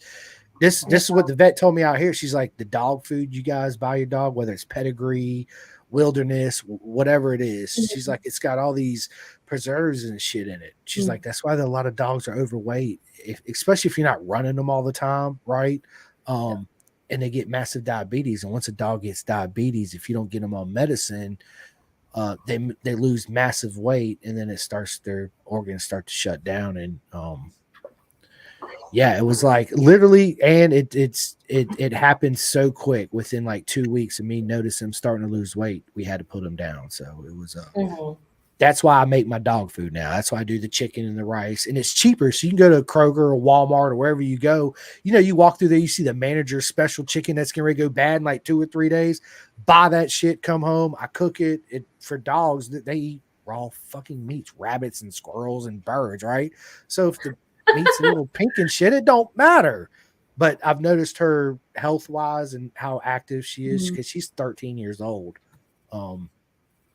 Yeah, so now she wakes up every morning, goes straight to the kitchen, sits down, and barks at 4:30 in the morning. I'm ready to eat, bitch. Feed me. Facts. I come home from work and she looks at me when I walk in the door. She's like, I gotta pee and then feed me, bitch.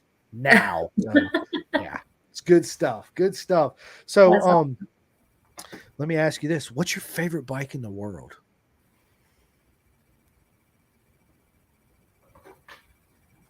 I knew you was gonna Gotta cover her ears. So far, there's a couple. I really like the Ninja 400. Not necessarily the RR version. I haven't rode one, but as far as like how it handles, I really like that bike. I think that's what I look for in a bike because my next bike was going to be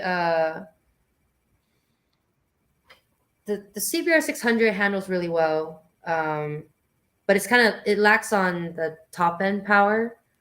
But I've come to find that the BMW S1000 Double R and actually the XR 1000 too. My friend and I played musical bikes recently, and we switched bikes, and it was the BMWs are just so easy to throw the bike in the corner. Like it's got power, it handles really well, it's easy. And I mean, I would think that's why someone would like a motorcycle, because it handles so easily versus, granted there are bikes that look super pretty. The KTM RC8 looked really beautiful, but I rode it, man, something about that, the ergonomics of the bike when it's factory, it's just uncomfortable.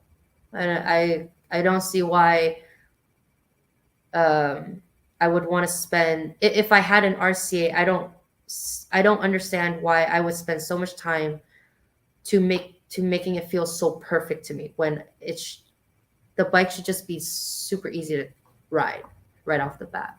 Yeah. So the BMW S1000 Double R and the XR. The XR, I really like the XR because it's upright and it's got it's comfortable. It's got the power and it handles very well. And then same thing with 400. The Ninja 400, I think it's the ultimate bike right now, it seems like. And then making the 400 RR. I have yet to ride one of those, but yeah, those are the two bikes I would ride. 3. I love it. So what I heard you say is the RC8 is a cute boyfriend, but your energies didn't match, so you had to kick him to the side. Yeah, no, not a cute, but that thing is sexy. It is. Absolutely sexy. Yeah, but it's just not rideable. Sorry. Yeah. Bye. Right. No. That I feel you. Well, listen, you are my longest podcast I've ever done. We're coming on 3 hours. No bullshit, right? So listen, I got 2 more questions. Okay. And then I'll let you give all your shout outs. I'll do my little shout outs and yeah, we'll get off. What's your spirit animal? Can I pass? I'm gonna think way too long into this, and I'm gonna. No, yep, absolutely, you can. I guess a firecracker. Firecracker. That's not an animal, but it could be. It's a spirit thing. I feel like a firecracker, or I've been told I'm a firecracker. I don't know. Right. I don't know if that's a good or bad thing, but so far it's Yeah. All right, listen. If you could choose one superpower, what superpower would you choose? Dang. Take all the negativity away from this world. I love it. I love Because it. I'm I love it. sick of that shit. That facts. Me too. Right. Chris Daniels, what is up, mate? He says hi, and hi, Chris. What's up, Chris? Listen, Yeah, this 3 has hours been later. yeah, right. Yeah, 3 out, dude. 3 hours Oh. into this, right? I told you it was gonna go by quick, didn't I, Annie? Uh-huh. And 3 hours into it later. But listen, Annie, it's been an absolute honor to have you on the podcast. Tell everybody where they can find you on social media and where at the track you're going to be at next so they can come by and show all the love and support to you. I will be at Sonoma this coming Monday with Carter's at the track. It is a track day. Come join us. I don't know if people have already signed up or not, but there are 3 groups: A, B plus, and B minus. The event was, well, yeah. Anyways, I'm sure people know, and if they don't know, then the friends are going to ask, and then they can kind of introduce it to them. Sorry, what else did you want from me? Social media, Oh, where social people can media. find you on social media. Oh, come find me on YouTube. I do have my own YouTube channel. It is Annie CBR, as it is on my name right there. I do post a lot of street riding if I ever recorded that day. And then also track videos if there were. But before I used to post a lot. Now I'm pretty selective on what I post or if I ever recorded, just because there were times I've had trouble with the cameras. And I post my race videos, literally from start to end. And now I'm recording with the Insta360, so that gives a very good perspective. Sometimes, if depending which angle yes, those, I swear, those are the up and running like #1 ultimate camera to have. They don't fail you if you run, just as is factory parts versus I've had trouble with their aftermarket cameras or aftermarket batteries for those cameras. They tend to pop out. But no offense to GoPro, but whatever's going on with your battery life, battery temperature, sustain, it's starting to fail. And I was a GoPro customer since the first GoPro 2, I believe. I've always followed up, got the GoPro 2, got the 3, got the 4, 2 4s. I got 2 5s, 2 sessions, and then the 7, the 8, and I kind of gave up after the 8 because I hear people come up with, or the people have a lot of problems with GoPros and I don't know why. And I was on that same boat. Like, I don't understand why I stopped working midway, and then you kind of lose all your files and whatever. But anyways, Insta360, I feel like is the way to go. You get a lot of features of like changing perspective, zooming out. It's pretty neat. It may be kind of a headache if you zoomed all the way out and watched the video. But quality wise, like, I think it's there. It does what you need. And then editing is a whole new world too. But yeah, find me on social media, at least YouTube, and then Facebook, Annie CBR, same thing. And yeah. I love it. Listen, I just want to say thanks for everybody who tuned in and watched this. If you guys have not and girls had the chance, please go to my YouTube channel, like and subscribe on Pin the Gas. I would much appreciate it. Thank everybody that commented and watched this. Rusty, Chris, Forrest, Dave, everybody. The list is long on names that That's been in here. Big shout out to Bison. If anybody's looking for a tracksuit, go to bisontrack.com, sign up. Big shout out to SFL Mini, RD Racing, my man Jake Marsh, my Clothing King, Flying Eyes Optics, Chef Eats, SFL Mini GP, Vet 2 Track, Ghetto Customs, 64 Degree Racing, and BSB Barmy Army. Listen, Annie CBR, it's been an absolute honor to have you on. Nothing but love for you. Can't wait to sit back down in the future with you and yeah, have another chat. And until then, guys, thank you guys so much, and we will see you soon. Thank you, Chris. Thank you, everyone. You are very welcome.